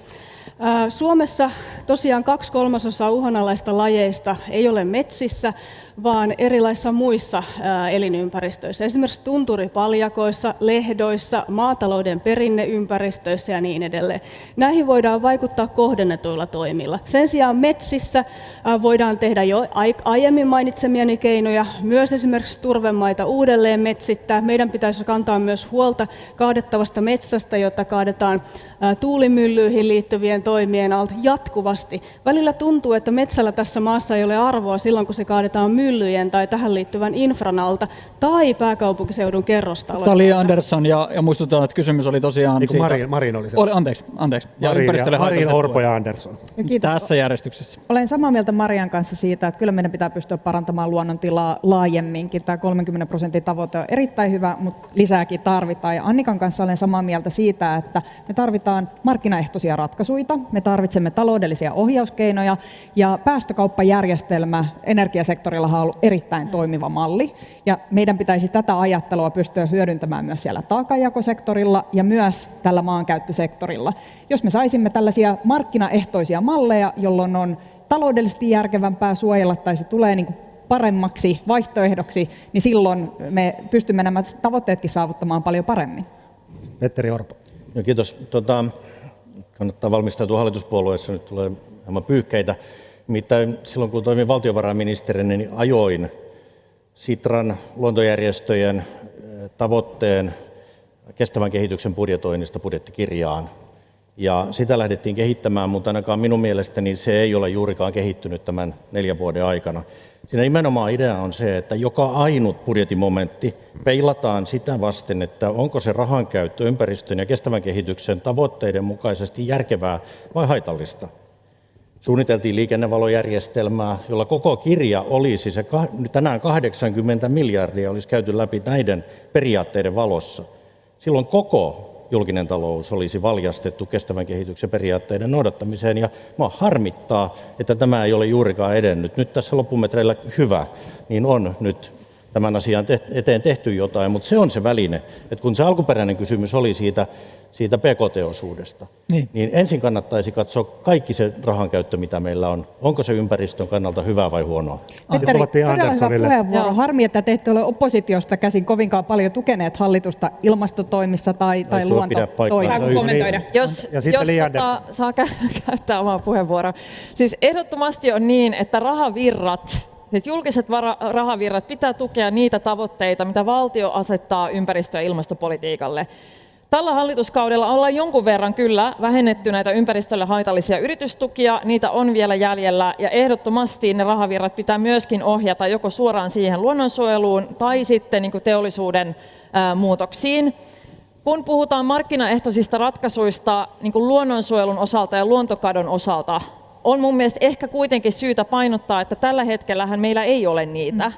Ja en usko itse, että se olisi ikään kuin kokonaan markkinavoimien hoidettavaa, koska me emme pysty ikinä hinnoittelemaan esimerkiksi niin kuin toimivien vesisysteemien niin kuin hintalappua kunnolla niin kuin yhteiskunnalle. Totta kai niitä pitää kehittää, mutta sillä sektorilla tullaan kyllä tarvitsemaan myöskin niin kuin julkista valtaa. Se, että tehdään suoraan suojelupäätöksiä ja että uskallaan myöskin niin kuin lainsäädännöllä ohjata toimijoita tekemään fiksuja ratkaisuja. Viimeiseksi pakko kommentoida tätä Riikka Purran kommenttia vielä. Tämä on suurin karhunpalvelus, mitä suomalaiselle teollisuudelle ja suomalaiselle duunarille voi tehdä. Tämä, että väitetään, että ilmastotoimet täällä on uhka meidän kilpailukyvylle. Tämä niin kuin iso kehitys ei tule muuttumaan. Päästökauppajärjestelmä ei tule muuttumaan. Mitä enemmän me tuetaan, autetaan, keksitään keinoja, joilla teollisuus voi vähentää päästöjä Suomessa, sen varmemmin meillä säilyy teolliset työpaikat Suomessa. Kun mä vierailin Raahen terästehtaalla, niin siellä yksi yrityksen edustaja sanoi mulle, että jos tässä vetypohjaisessa tuotannossa ei onnistuta, niin hänen ennusteensa on se, että terästuotanto tulee loppumaan Pohjois-Euroopassa tietyn niin kuin aikavälin sisällä. Eli kiitos sitten Annika Saarikko. Niin tässä keskusteltiin osuudesta PKT:stä. Mua kiinnostaa myös paljonko se PKT on. Että täällä todellakin on yrityksiä, jotka työllistää, kasvaa ja tämä on maa, jonne halutaan investoida. Ja tässä mä oon kyllä nyt Liinkaassa ihan samaa mieltä. Tämä peruutuspeiliin tuijottelu ja yrityksille semmoisen epävarma ilmapiirin luominen, että no ehkä me nyt ei ollakaan niin sitoutuneita. Sehän on pahinta myrkkyä sille ennustettavuudelle, mitä yritykset meiltä odottaa. On huomattavasti helpompi keskustella esimerkiksi varojen ohjaamisesta luonnonsuojeluun, jos täällä on yrityksiä, joiden toiminta on kasvattamassa meidän bruttokansantuotetta. Että sitä ei kannattaisi tästä keskustelusta sivuuttaa. Ja sitten mä rohkenen sanoa, että on ihan älyttömän helppo tässä paneelissa sanoa, että joo, pois kaikki ympäristöllisesti haitalliset tuet. Ensiksi pitää määritellä, mitä ne on, ja jos se on vähän tylsä vastaus, niin mä sitten sanon reilusti, ne on myös ihmisten elinkeinoja ja työpaikkoja. No, Anders, seuraava kysymys on räätälöity sulle. Joo, mutta ensin siis vastaus tähän. Pelkästään viime vuonna julkaistiin 15 miljardin edestä investointia Suomeen, jotka johtuu puhtaasti pitkästä vihreästä siirtymästä. Itse asiassa Riikka Purran ja minun kotikuntaan ilmoitettiin yli miljardin investoinneista viime vuonna, jotka liittyy nimenomaan tähän vihreään siirtymään. Kumpaakaan näitä ei olisi ilman tätä vihreää siirtymää. Hyvä. Seuraava kysymys, seuraava aihe. Tästä lavasta kilometri pari melkein mihin tahansa suuntaan löytyy Itämeri, joka ei voi hyvin. Rehevöityminen jatkuu, vaikka toimia on tehty, ja nyt saatiin lukea uutisista, että Saaristomeren silakatkin ovat kutistuneet. Anders Adlercreutz, RKP:n vaaliohjelman yksi konkreettisimmista ympäristölupauksista on vähentää Saaristomeren kuormitusta. Miten se temppu tehdään? Meillä on Suomessa yksi hotspot jäljellä, joka on käytännössä Saaristomeri, ne muutamat joet, jotka sinne valuu. Mehän ollaan sinänsä meidän omia päästöjä varsin tehokkaasti saatu tukittua, vaikka fosforin käyttö maataloudessa on murto-osa sitä, mitä se oli joskus 80-luvulla. Ja ilman niitä toimia, jotka me ollaan tehty, niin tilanne olisi huomattavasti parempi. Mutta meillä on paljon tehtävää ja Saaristomeri on se yksi kipukohta. Siinä pitää kipsikäsittelyä laajentaa, pitää suoja-alueita kehittää, pitää myöskin saada rahtilaivaliikenteen harmaa- ja mustavesipäästöt pois päiväjärjestyksestä, ne pitää saada kiellettyä. Onhan tässä vielä iso lista asioita. Ja yksi huoliaihe tässä on se, että mitä Ukrainan sota, siis Venäjän hyökkäys Ukrainaan tarkoittaa tälle kansainväliselle Itämeren yhteistyölle. Mehän ollaan saatu Venäjän päästöt kohtalaisen hyvin kuntoon yhteistyöllä, mutta mitä tapahtuu tämän sodan seurauksena, niin se on valitettavasti... Petteri Orpo. Ota Maria Ohisalo oli ensin ja sitten Petteri. Aha, selvä. Anders luetteli musta hyviä keinoja, mitä ollaan kaikkia edistetty tällä kaudella. Me ollaan laitettu itse asiassa paljon euroja konkreettisesti Itämeren suojeluun, mutta se ei tule korjautumaan, jos me ei korjata niitä juurisyitä. Eli mistä se kuormitus sinne niin kuin Itämereen tulee nimenomaan tällä Saaristomeren hotspot-alueella. Mä annan yhden hyvin konkreettisen keinon, joka on kyllä itse asiassa ratkaisisi aika paljon tätä asiaa, ja siitähän on välillä poliitikko jotenkin vaikea puhua. Mutta jos meidän lautasilla olisi vähän nykyistä enemmän kasvispainotteista ruokaa, niin se kyllä vähentäisi Itämeren kuormitusta. Lihatuotanto kuormittaa kasvistuotantoa enemmän Itämertakin. Sitten Petteri Orpo. Joo, kiitos. Tämä Itämeri ja erityisesti Saaristomeri, niin se on oikeasti meidän oma hotspottimme, niin kuin Anders sanoi viisaasti. Ja mä juuri taas kuuntelin tästä professoria Saaristomeren tilasta, ja mä olin ihan vakuuttunut siitä, että jos me ei lähivuosina, me ei tiedetä milloin se kulminaatiopiste vastaan tulee, mutta jos me ei tehdä enemmän, niin se voi romahtaa täydellisesti Saaristomeren kunto.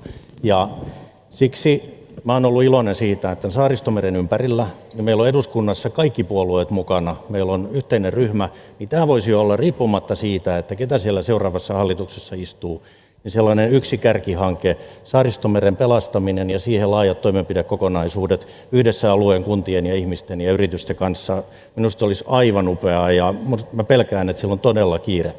Ja sitten Sanna-Mari. Lantakäsittelyn kiertotalous on yksi keskeinen kysymys. Mun mielestä tässä kollegoilta tuli jo hyviä esimerkkejä. Muistelen niitä vaalikeskusteluita 4 vuotta sitten, kun me keskustelimme tästä lihantuotannosta, me keskustelimme kasvispainotteisesta ruoasta, me keskustelimme autoilusta. Silloin SDP esitti yhtenä tavoitteena, että polttomoottoriautoista, siis uusista polttomoottoriautoista pitäisi luopua, että autovalmistajat enää tekisi polttomoottoriautoja. Muistan, kuinka silloin käytiin tämmöinen iso keskustelu siitä, että nyt SDP haluaa tulla teidän pihoillenne ja kärrätä autot pois sieltä, vaikka siitä ei ollut kyse. Ja nyt on tosi hienoa, että Petteri Orpo, joka silloin kritisoi, niin eilen lasten paneelissa täällä oli iloinen tästä EUn yhteisestä linjauksesta, että vihdoinkin ne polttomoottoriautot, niitä ei enää tehdä uusia. Me esitettiin myös 700 000 uutta sähköautoa, siihen ei silloin uskottu, no nyt se näyttää toteutuvan, tosi hieno juttu. Ja me esitettiin 4 vuotta sitten myös jo tällaista kestävän kehityksen arvonlisäverojärjestelmää, jossa olisi tämmöinen pisteytys siitä, että jos se on luonnon ja ympäristön näkökulmasta kestävää,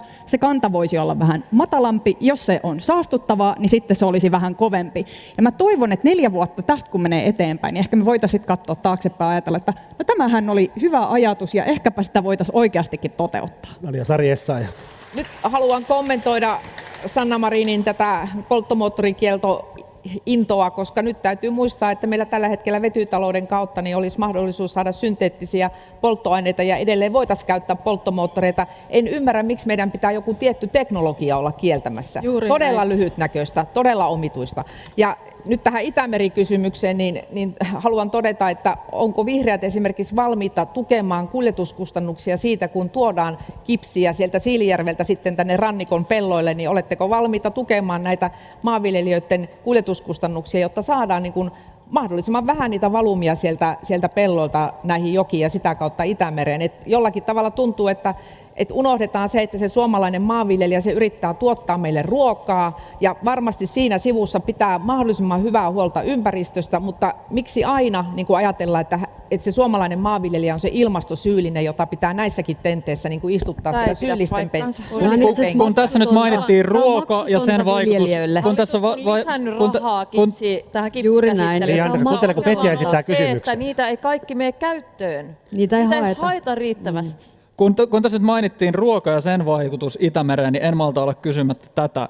Tältä hallitukselta jäi ilmastoruokaohjelma julkistamatta, vaikka sellainen piti tehdä. Vielä on aikaa. Keskusta sen torppasi. Aivan, vielä on aikaa, koska ei halunnut lihansyönnin vähentämiselle määrätavoitetta. Minä kysyn teiltä, pitäisikö valtion ohjata suomalaisia kohti kasvispainotteisempaa ruokavaliota samaan tapaan kuin suomalaiset on saatu valtion ohjaustoimin juomaan maailman eniten maitoa? Saanko tähän konkretiaa? Valtava kanadalaisilla pikajuoksijoilla. Voin kertoa taustatietoja neuvotteluista, jos haluatte kuulla. Sopiiko lyhyesti? Lähdetään Saarikko ensin. Marko voi jakaa puheenvuoron. Valtiohan ohjeistaa siltä osin jo nyt, että meillä on voimassa olevat ravitsemussuositukset. Mä luulen, että täällä on ihan jokainen ihminen, joka muistaa jostakin terveyskeskusvastaanotolta tai alakoulun kirjasta oppaan siitä, että millainen on niin kuin hyvä lautasmalli. Ja nyt kysymys on pohjimmiltaan tismalleen samasta. Ja ne ravitsemussuositukset, mitkä on Suomessa voimassa, jotka siis lähtee siitä, että me voisimme paremmin, söisimme terveellisesti, ravitsevasti, niin ne on itse asiassa just samat suositukset, jotka on niin kuin ilmastollisesti järkeviä. Et mä en vain usko sellaiseen politiikkaan, jossa täältä sanottaisiin ylhäältä, että me kiellämme lihansyönnin tai määrittelemme sille prosenttiosuuden. Ensinnäkin on erittäin paljon väliä sillä, että onko ne lautasella olevat kasvikset, mihin Maria viittasi, onko ne kotimaisia kasviksia. Sillähän on aivan valtava merkitys sekä ilmaston kannalta että sen omavaraisuuden kannalta. Maailma on myös muuttunut 4 vuodessa niin, että aika monessa asiassa on uusi ulottuvuus turvallisuudesta, huoltovarmuudesta ja kotimaisuudesta. Maria Ohisalo lupasi jonkun sisäpiiritiedon hallituksen salaisista neuvotteluista kabinetin syömistä. Kyllä, erityisesti eteenpäin. Minusta tämä on niinku saanut suhteettomat ehkä mittakaavat tämä keskustelu. Tämä on yksi ohjelma, mutta on tärkeää, että on niinku ohjaavaa politiikkaa. Tämä on ohjelma, johon tulee sitten monia konkreettisia keinoja, mutta jos Annika tässä sanoo, että ravitsemussuositukset käy, niin lyödään kättä päälle ja sovitaan tässä, että se ohjelma tulee siltä pohjalta. Niin kuin meillä on jo ne ravitsemussuositukset. Niin, mutta ei siihen teidän ohjelmaan, joka teidän ministeriön valmistelussa on, siis maa- ja metsätalousministeriössä, niin Maria, tämä ei ole kelvannut. Tämä ei ole kelvannut keskustalle, että edes ravitsemussuositusten mukainen kirjaus. Saarikko ihan lyhyesti ja sitten Purra sen jälkeen. Vaan, että kun se ei ole mikään lihansyönnin kielto-ohjelma, vaan se ilmastoruokaohjelma on esimerkiksi erinomaisia linjauksia siitä, miten valkuaiskasvien tuotantoa Suomessa pitäisi lisätä, joka on kaikille hyvä asia. Eli käykö tietenkin me kannatetaan ja sitten Purra, ole hyvä. Hoho. Kyllä se saat. Tässä on ensinnäkin Sarilla oli aivan erinomainen puheenvuoro. En toista niitä asioita, mutta olen täsmälleen samaa mieltä eri teknologioiden kieltämisestä. Meidän pitää luottaa siihen, että esimerkiksi ne synteettiset polttoaineet ratkaisee monia näitä ongelmia. Valitettavasti tämä liikenteen tällainen sähköistämisinto, niin sekään ei tule toteutumaan siinä aikataulussa, kun esimerkiksi Euroopan unionista nyt haaveilee. Mutta tähän ruoka-asiaan. Minähän olen siis kasvissyöjä ja puhun mielelläni kasvisten syömisen puolesta. Ollut jo sieltä yläkoulusta saakka. Ja mä sanoisin, että mä olen omalla esimerkilläni ja kannustavuudella, mä juon niitä hassun näköisiä vihreitä mehuja ja smoothieja, niin saanut huomattavasti levitettyä kasvisruokailua ja ylipäätänsä kiinnostusta terveelliseen kasvisvaihtoehtoon minun ympärilläni. Sen sijaan mä en voi mitenkään kannattaa sitä, että esimerkiksi jollakin koululaisilla on pakkokasvispäivä. Siis sellainen, nyt ei puhuta pinaattiletuista, vaan sellaista kasvisruuasta, johon ei ole riittävästi käytetty euroja, joka välttämättä ei ole hyvää. Niin laittakaa joku 15-vuotias poika, jolla on hirveä nälkä, ja sitten hänelle tarjoillaan väkisin sellainen annos, jota hän ei halua syödä. Hän menee McDonaldsista ostamaan hampurilaisen. Tämä ei ole hyvä strategia, mutta me voidaan ehdottomasti, ja valtiokin voi kannustaa kohti kasvisten lisää. Valtiohan ohjaa tällä hetkellä ihmisiä nimenomaan kuluttamaan lihaa ja nimenomaan kuluttamaan vaikkapa maitotuotteita. Ei vain nyt tää lähtee ihan lapasesta. Petteri Orpo. Pitänee, sanotaan pieni kevennys, ja pitänee käydä kurkkaamassa siellä Persujen ryhmähuoneessa, että millaisia juomia te juotte siellä. Se on ihan kiva uutinen. Mutta palaan taas tähän markkinaehtoisuuteen ja ruokaan. Ihan juuri julkaistiin 30 suomalaisen yrityksen vientiohjelma. Kasvispohjaisia uusia tuotteita. Kyllä. Ja he uskoo tosi vahvasti siihen, että he vie ne maailmalle. Suomalaisia tuotteita, ja kun me tarvitaan myöskin elintarvikevientiä, koska meidän pitää huolehtia elintarviketuotannon tai kannattavuudesta ja omavaraisuudesta. Ja tämä on tässä huikea esimerkki. Markkinat hoitaa näitä asioita, ja kun ihmiset haluaa ostaa hyviä kasvisruokia, mitä tänä päivänä tulee, niin näin nämä ratkee, eikä niin, että me tehdään täällä joku laki, millä päätetään, että mitä kukakin saa syödä. Ja sitten kukaan ei ole, Petteri, sellaista lakia nyt esittänyt, että pitäydytään tosiasioissa. Te esittäisitte, jos voisitte. Tuntuuko pistos jossain, kun vastasit? Niin siis meillähän Atria ja Valio, meidän isoimmat elintarviketeollisuuden toimijat, niin sitoutuneet olemansa hiilineutraaleja samassa aikataulussa kuin mihin Suomi on sitoutunut. Se on musta aika iso viesti täältä suomalaisen alkutuotannon. Päästetään Sanna Marin nyt ääneen. Joo, kiitoksia. Mielestäni on ihan rehellistä todeta, että ei Suomi eikä maailma syö kestävästi tällä hetkellä. Meidän on pakko ja aivan välttämätöntä muuttaa meidän ruokailutottumuksiamme ilmastollisesti ja ympäristöllisesti kestävämmäksi. Mä olen kuitenkin optimisti. Mä uskon, että näin myös käy.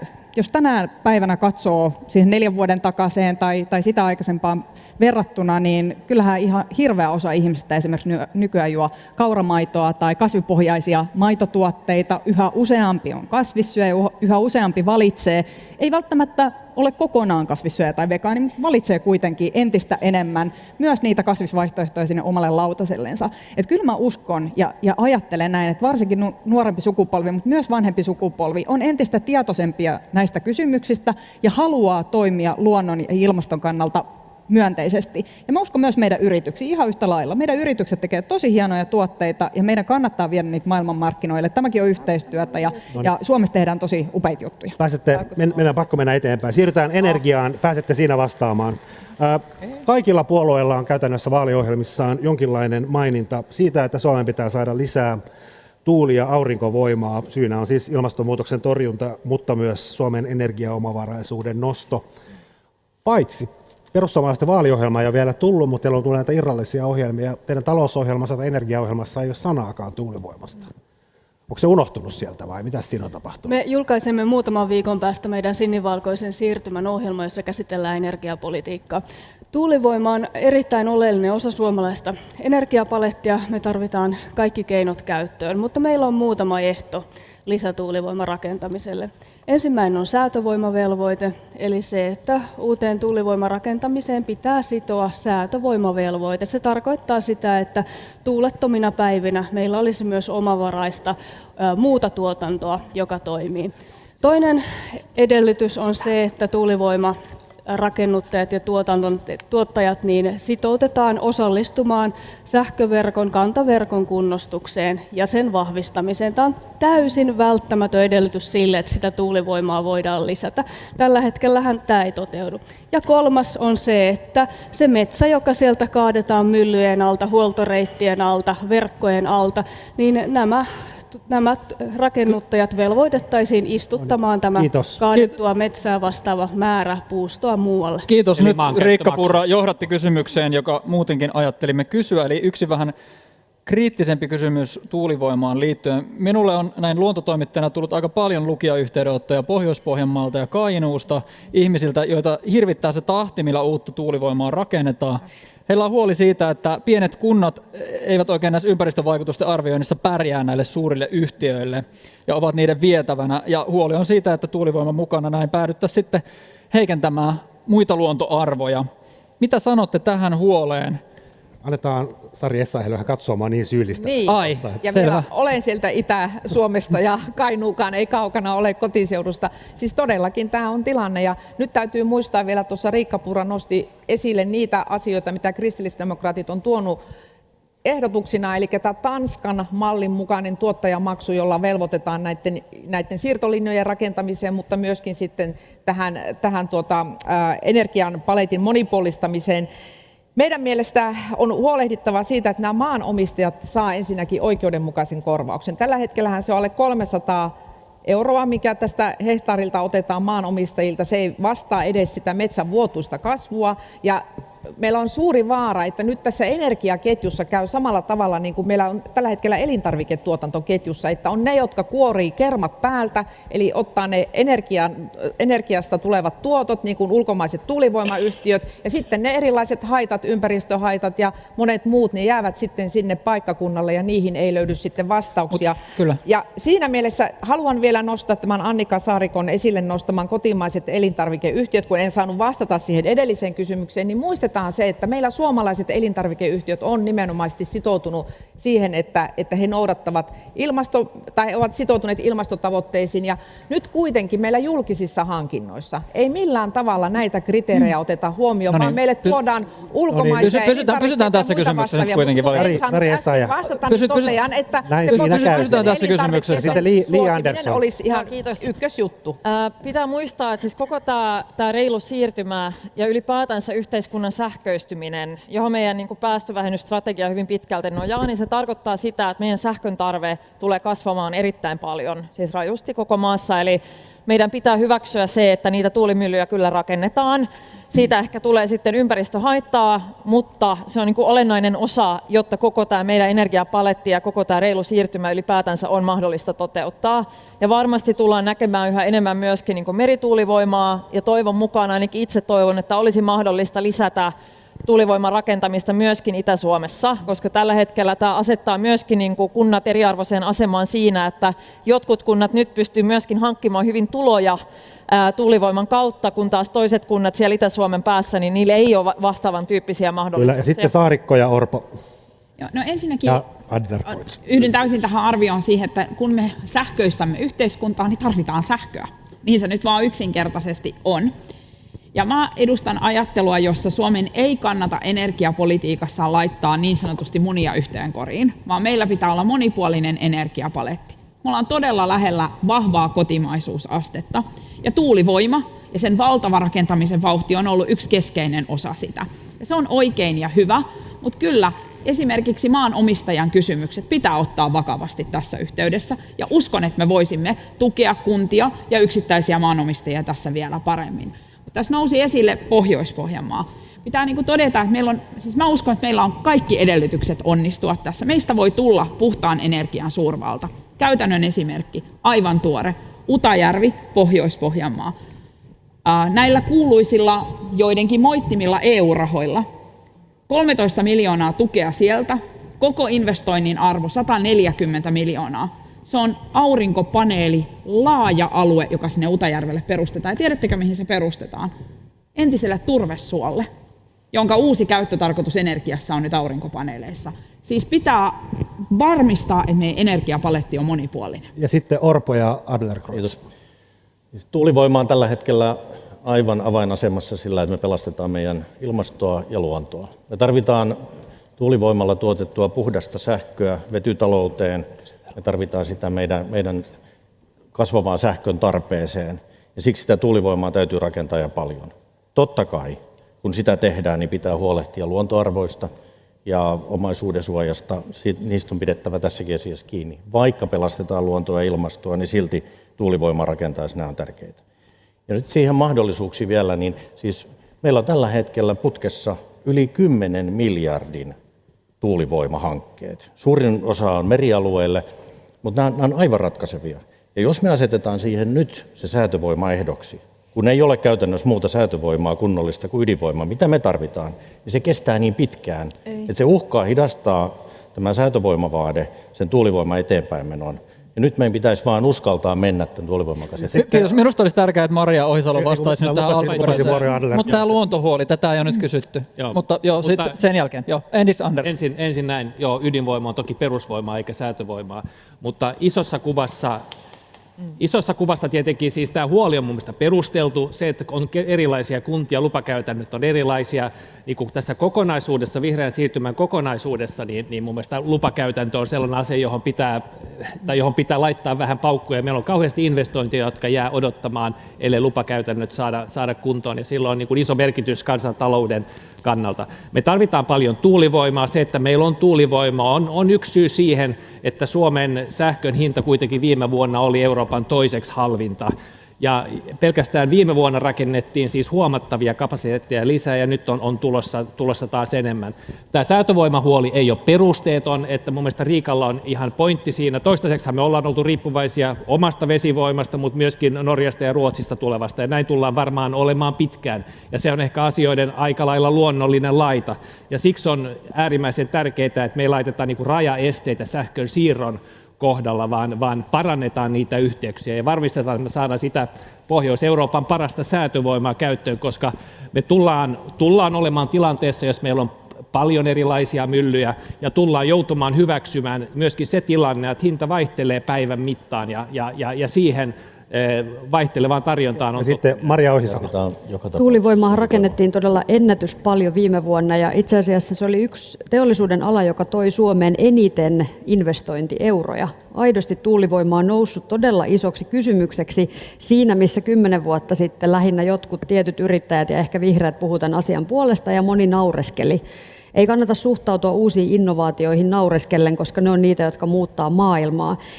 Meillä on tämä iso ongelma tämän Itä-Suomen osalta, ja mä itse asiassa olen jopa kuullut tällaista viestiä, että on yrityksiä, jotka voisi tulla sinne Itä-Suomeen ja ehkä jopa osallistua siihen puolustusvoimien tutkien uusimistyöhön, joka me tultaisiin tarvitsemaan, jotta myös Itä-Suomen alueelle voisi saada tuulivoimaa. Eli jos me tällä tavalla saataisiin sinne, niin se toisi itse asiassa alueelle todella paljon uutta kasvua ja mahdollisuuksia. Yritykset tulee tekemään investointeja, koska ne tietää, että siellä on puhdasta energiaa. Sitä tarvitaan.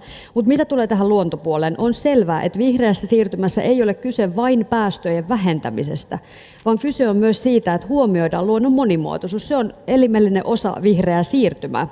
Huomioidaan myös kiertotalouden mahdollisuudet. Paljon mullekin tulee palautetta siitä, että tuulivoiman lavat, mitä niille tehdään, voiko niitä uusio käyttää, kierrättää. Entistä enemmän tulee niitä ratkaisuja, että se materia saadaan kiertämään. Me ei voida ikuisesti myöskään haalia neitseellisiä materiaaleja. Kiitoksia Maria Ohisalo. Otetaan tähän kohtaan yksi piristävä lappuäänestys liittyen yhä energiaan. Pitääkö seuraavan hallituksen myöntää lupa uudelle ydinvoimalalle, jos sellaista haetaan? Kaikki näyttää vihreitä. Paitsi, kaikki muut vihreitä paitsi... Tämä saattoi olla Sanna Marinin ovella temppu saadakseen puheenvuoron, mutta... No, se varmasti riippuu, minkälaisesta hankkeesta on kyse. En minä ole valmis tässä ikään kuin antamaan tällaista kaiken kattavaa mille tahansa hankkeelle, ydinvoimahankkeelle lupaa. Se riippuu, minkälainen hanke on kyseessä. Se pitää hyvin huolellisesti arvioida ja ainakin minä haluan pitää ydinturvallisuudesta kiinni. Ei ydinvoimakaan ole ongelmatonta ja se on myös kohtuullisen kallis ratkaisu. Ennen muuta satsaisin uusiutuviin. En ole sitä vastaan, että meillä ydinvoimaa on, mutta sanoisin näin, että ei ydinvoima kyllä autuaaksi meitä tee. Mitä sanoo Petteri Orpo? No kyllä se nyt vaan vähän niin on, että kyllä se osaltaan tekee meidät autuaaksi, koska me tarvitaan sitä perusvoimaa ja ydinvoima varmaan toimii myöskin säätövoimana, mutta me tarvitaan siis sitä puhdasta sähköntuotantoa, sitä vakaata sähköntuotantoa ja sen takia, kun me haluamme nyt, eikö niin, se ilmasto pelastaa ja kun me halutaan rakentaa se vetytalous tänne Suomeen, niin me tarvitaan se ydinvoima siihen. Siksi kokoomus haluaa avata seuraavalla kaudella ydinenergialain, mahdollistaa pienydinvoiman rakentamisen. Ja kyllä mä lähden siitä, että Suomessa ydinturvallisuus on niin korkealla tasolla, että mä en ole huolissani siitä, että jos viranomaiset Suomeen luvan myöntää, niin kyllä silloin on kaikkin osin turvalliseksi koettu. Yes, ei uppouduta ydinvoimaan tämän pidempään. Palataan siihen vetystrategiaan tai vetytalouteen, mikä on tässä monta kertaa heitetty. Työ- ja elinkeinoministeriön tuoreen oliko se nyt periaatepäätös vai vetystrategia vai mikä se olikaan nimeltään, niin sen mukaan Suomella on edellytykset tuottaa vähintään 10% EUn päästöttömästä vedystä vuonna 2030. Kuulostaa aika paljolta. Minkälaisia toimia se vaatii julkiselta vallalta seuraavalla vaalikaudella? No, päästään Sanna Marin ääneen. No kyllä se vaatii sitä sähköntuotantoa. Tässä äsken puhuttiin tuulivoimasta. Me tarvitsemme paljon enemmän sähköä tähän maahan, jotta me voimme esimerkiksi nämä vetytalouden mahdollisuudet täysimääräisesti hyödyntää. On totta, että tässä on luontoarvojen ja ilmastoarvojen välistä ristiriitaa, mutta silti olen kyllä valmis vauhdittamaan kaikin keinoin lisätuulivoiman rakentamista ja myös sitä merituulivoimaa pitää saada käyttöön. Ja sen lisäksi me tarvitaan kyllä aidosti eurooppalaista energiajärjestelmää. Meillä on Pohjoismaissa toimiva energiajärjestelmä, tätä pitää entisestään vahvistaa, mutta kyllä me tarvitaan Euroopan laajuisia siirtoverkkoja, varastointiteknologioita, kaikkea sitä uutta, mitä tällä hetkellä kehitetään, niin sitä pitää pystyä vauhdittamaan. Mutta ilman muuta, ja sitten kyllä. Riikka Purra ja sitten Li Andersson. Niin, vetyteknologia ja tämä P2X, miten sitä kuvataan, niin se vaatii tosiaan erittäin paljon sähköä ja se vaatii kohtuuhintaista sähköä. Jos mietitään, minkälaista tässä meidän hinnoittelussa viime aikoina nämä euromäärät on ollut, niin ei semmoisilla hinnoilla kyllä tehdä mitään suurta vetytaloutta, vaan tämä edellyttää sitä, että me saadaan sitä hintaa alemmaksi. Ja totta kai tuulivoima on tässä yksi mahdollistaja, mutta itsessään se ei tätä ratkaise. Ja haluan myös nostaa tähän koko Euroopan mittakaavan esille. Täällä puhuttiin metsäteollisuuden tuotteista ja siitä, että niiden jalostusastetta pitäisi nostaa, niin toisaalta Suomesta ei pitäisi myöskään tulla energiasiirtomaa, täältä vaan viedään sähköä pois, ei pitäisi tulla myöskään maa, josta viedään vaan esimerkiksi vetyä pois, vaan kyllä meillä pitäisi olla kyky myös käyttää ja viedä tätä eteenpäin ja viedä sitten jalostuneempia tuotteita. Että tällaista puhetta aika vähän nykyään kuulee, että kaikki hehkuttaa sitä vetyä, mutta tämä on ihan perusteellinen Li Andersson ja sitten Anders näkökulma. Adlercreutz. Mä löydän itseäni taas tentistä, jossa saan puhua kysynnän ja tarjonnan laista. Eli jos se sähkön hinta on korkealla, niin silloin kannattaa nimenomaan sitä kohtuuhintaista sähköä ja sen tarjontaa lisätä. Mihin nyt Riikka ei oikein tässä edellisellä puhekierroksella lämmennyt, eli silloin nimenomaan kannattaa voimakkaasti panostaa esimerkiksi juuri siihen tuulivoimaan, joka on sitä kaikista kohtuuhintaisinta sähköä, mitä tällä hetkellä tuotetaan. Sen lisäksi, mikä tässä nostettiin esille, nämä siirtoyhteydet, eli meidän niin kuin verkkoinfra tämän sähkön tuotannon lisäksi on äärimmäisen tärkeä, ja ainakin silloin, kun oltiin Pohjois-Suomessa keskustelemassa, koska tässä on myöskin kilpailuasetelma Ruotsin ja Suomen välillä. Siis siitä, että minne ne työllistävät investoinnit tulee suuntautumaan, tuleeko Suomesta vain paikka, josta ikään kuin tuotetaan halpaa sähköä niin kuin ruotsalaisten tehtaisiin, vai saadaanko myöskin niitä työllistäviä investointeja tänne. Ja silloin hyvät siirtoyhteydet ja tämä sähköverkkoinfrastruktuuri nostettiin esille Suomen ikään kuin kilpailuvalttina tällä hetkellä verrattuna Ruotsiin, ja myöskin sellaisena seikkana, mistä meidän on huolehdittava jatkossa. Kolmas asia, mihin meidän pitää panostaa, on osaaminen. Itse pelkään sitä, että myöskin tämän reilun siirtymän ja tämän niin kuin vetypohjaisen tuotantotavan siirtymisessä niin meidän niin kuin suurin este tulee olemaan se, että onko meillä riittävästi osaajia täällä. Eli tämä vaatii myöskin sit panostuksia tutkimukseen, koulutukseen, ammatilliseen koulutukseen, että meillä on riittävästi osaavia ihmisiä sitten työskentelemään näillä sektoreilla. Anders ja sitten Saarikko. Joo, meillä on tosiaankin hyvät verkot ja ero Ruotsiin on aika mittava ja tämä kilpailuetu siitä kannattaa pitää kiinni. Mutta siis uudesta tuulivoimasta, niin tuulivoimahan on rakentunut puhtaasti markkinaehtoisesti. Yksityiset toimijat ovat halunneet sitä rakentaa. On aika monta miljardia laitettu. Kyllä siis tätä syöttötariffia, johon ei otettu uusia hankkeita pitkään aikaan. Viimeisten vuosien aikana on rakentunut puhtaasti markkinaehtoisesti. Ja siitä näkökulmasta on huolestuttavaa, kun Riikka Purra sanoi, että saa rakentaa, jos... Siis ollaanko me poliitikkona niin kuin kieltämässä yhtä teollisuutta, joka kasvattaa meidän sähkötuotantokapasiteettia. Toivottavasti ei siihen mennä, vaan uskotaan markkinoiden toimivuuteen. Vedystä niin pitää tietenkin aina olla vähän huolissaan, kun poliitikot innostuu jostain uudesta tekniikasta, mutta vedyn osaltahan ehkä on aika hyvät syyt olla tästä vähän innostunutkin. Ja jos Suomi ottaa vaikka 10% Euroopan siivusta, niin sillä on merkittävää vaikutusta, mutta eihän me vetyä viedä. Siis vety soveltuu tosi huonosti vietäväksi, sitä on vaikea niin kuin paketoida ja lähettää minnekään, vaan me jatkojalostetaan sitä vetyä polttoaineeksi tai joksikin muuksi. Että pelko siitä, että Suomesta lähtisi vety sellaisenaan virtaamaan muualle, niin on kyllä perusteeton. Saarikko. No, tässä on ollut hyviä puheenvuoroja, paitsi että ihan Riikka Purran logiikkaa mä en ymmärrä. Ensinnäkin, että on liian kallista sähköä, mutta en halua lisää tuotantoa. Haloo, mitä enemmän tuotantoa, se vaikuttaa sähkön hintaan. Sitten silleen, että no tarvitaan varmaan, jos haluaa vetyä, niin sitä tuulivoimaa, mutta vastustan tuulivoimaa. En tajunnut, en kertakaikkisesti tajunnut. Mä haluan sanoa nyt sen, että tässä on minusta oikeasti Suomen suurimpia mahdollisuuksia pitkään aikaan, ja se lähtee ajattelusta puhtaan energian suurvallasta. Sitten on tosi tärkeää miettiä, mikä on valtion rooli. Ja me ollaan esimerkiksi nyt perustettu valtionyhtiö, niin kuin vetyverkko, joka liittyy siihen vedyn siirtämiseen. Mutta mä ajattelen, että markkinatalouden ehdoin pitää syntyä niitä toimijoita, ketkä täällä vedyn äärellä pystyvät luomaan uusia ratkaisuja. Ja kyllä, se vaatii ilman muuta. Se vaatii totta kai myös varmasti osaajia. Ja mitä tuli tähän Li Anderssonin esiin nostamaan niin kuin huoleen Pohjois-Ruotsista, tämä on todella tärkeä kysymys. Meillä on aito kilpailuasetelma. Parhaimmillaanhan me ollaan yhteinen vahva Pohjola monessakin asiassa. Mutta esimerkiksi työvoimasta kilvottelu tulee olemaan nyt aivan valtaisaa. Ja tässäkin haastan perussuomalaiset. Teidän mielestähän tänne ei tarvita paljon ketään mistään töihin. Mun mielestä me tarvitaan, ettei ainakaan kaikki täältä lähde Ruotsiin, ja tänne tarvitaan osaajia myös paljon. Kiitos Annika Saarikko. Me esitetään nyt ensin viimeinen kysymys, johon kaikki pääsee vastaamaan. Petja, esitä sinä se. No, Suomessa on perinteisesti ajateltu, että ympäristötoimet maksavat, mutta nyt saadaan yhä enemmän tietoa siitä, että tekemättä jättäminen se vasta kallista onkin. Esimerkiksi valtiovarainministeriön luonto- ja ilmastostrategia tästä puhuu paljonkin. Joten kysytään vielä yksi iso kysymys, ja lappuja käytetään. Mikä on puolueesi yleisasenne? Onko ympäristökriisien torjuminen lopulta myös taloudellisesti kannattavaa? Vau, kaikilla vihreät laput. Ja aloitetaan täältä, kaikki pääsee ääneen.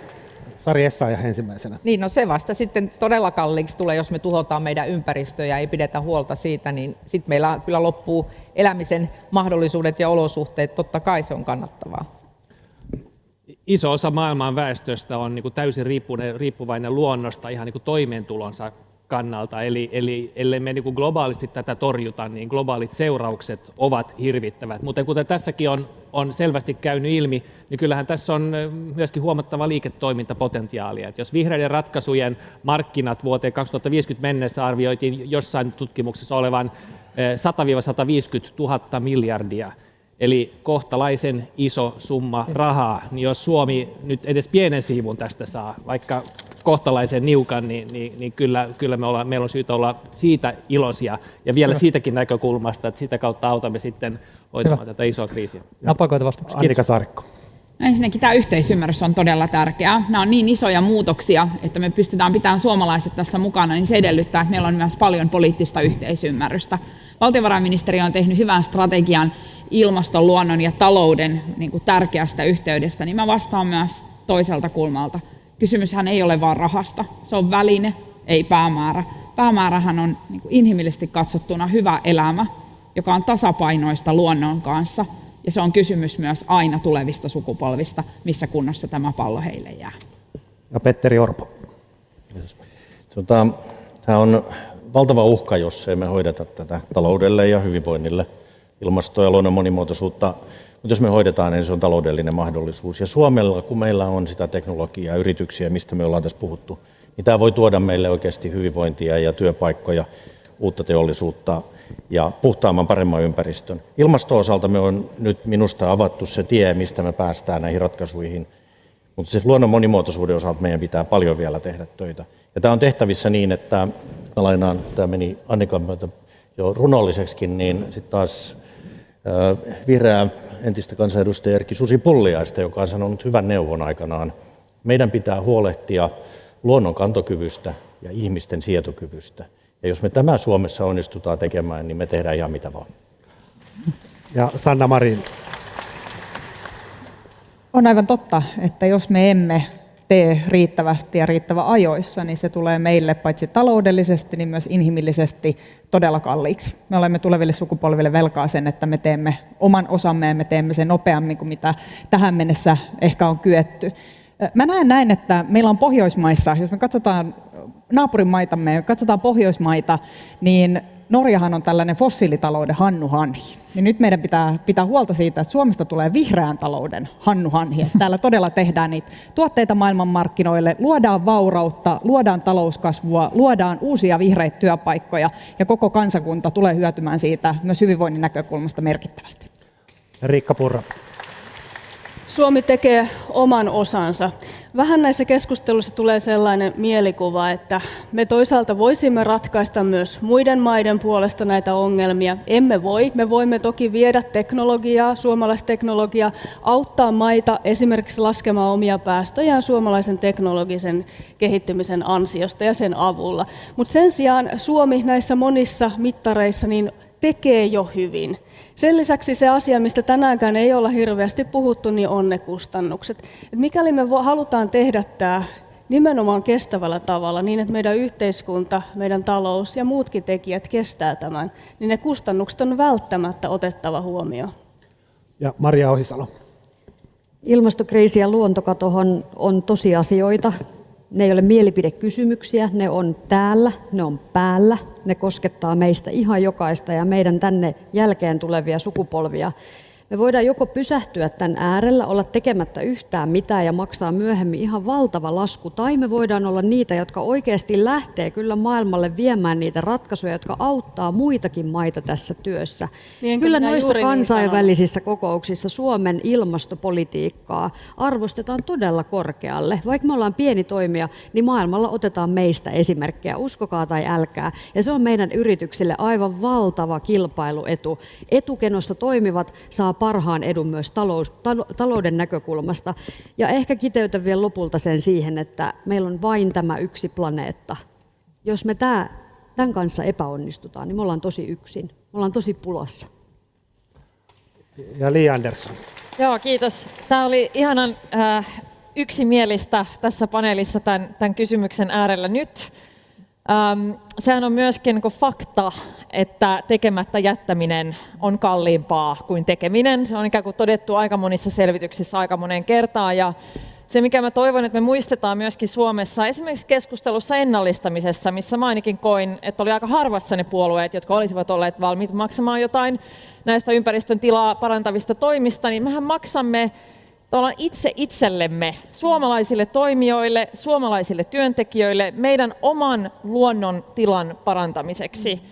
Ja juuri kuten Maria tässä sanoi, että jos Suomen kaltaiset maat, jotka tämän maailman mittakaavassa on ne kaikkein hyvinvoivimpia, jos taloudellisesti parhaiten menestyneitä, tasa-arvoisimpia maita, niin jos me emme ole valmiita kulkemaan eturintamassa, niin kuka sitten? Kiitoksia arvoisat puheenjohtajat. Tämä oli tässä. Kiitoksia hyvä yleisö sekä täällä Sanomatalossa että siellä hs.fiissä. Varsinainen vaalipäivä on 2.4. sunnuntaina ja ennakkoäänestys alkaa 22.3. ja hauskaa vaalin alusaikaa teille kaikille. Kiitos. Kiitos. Kiitos.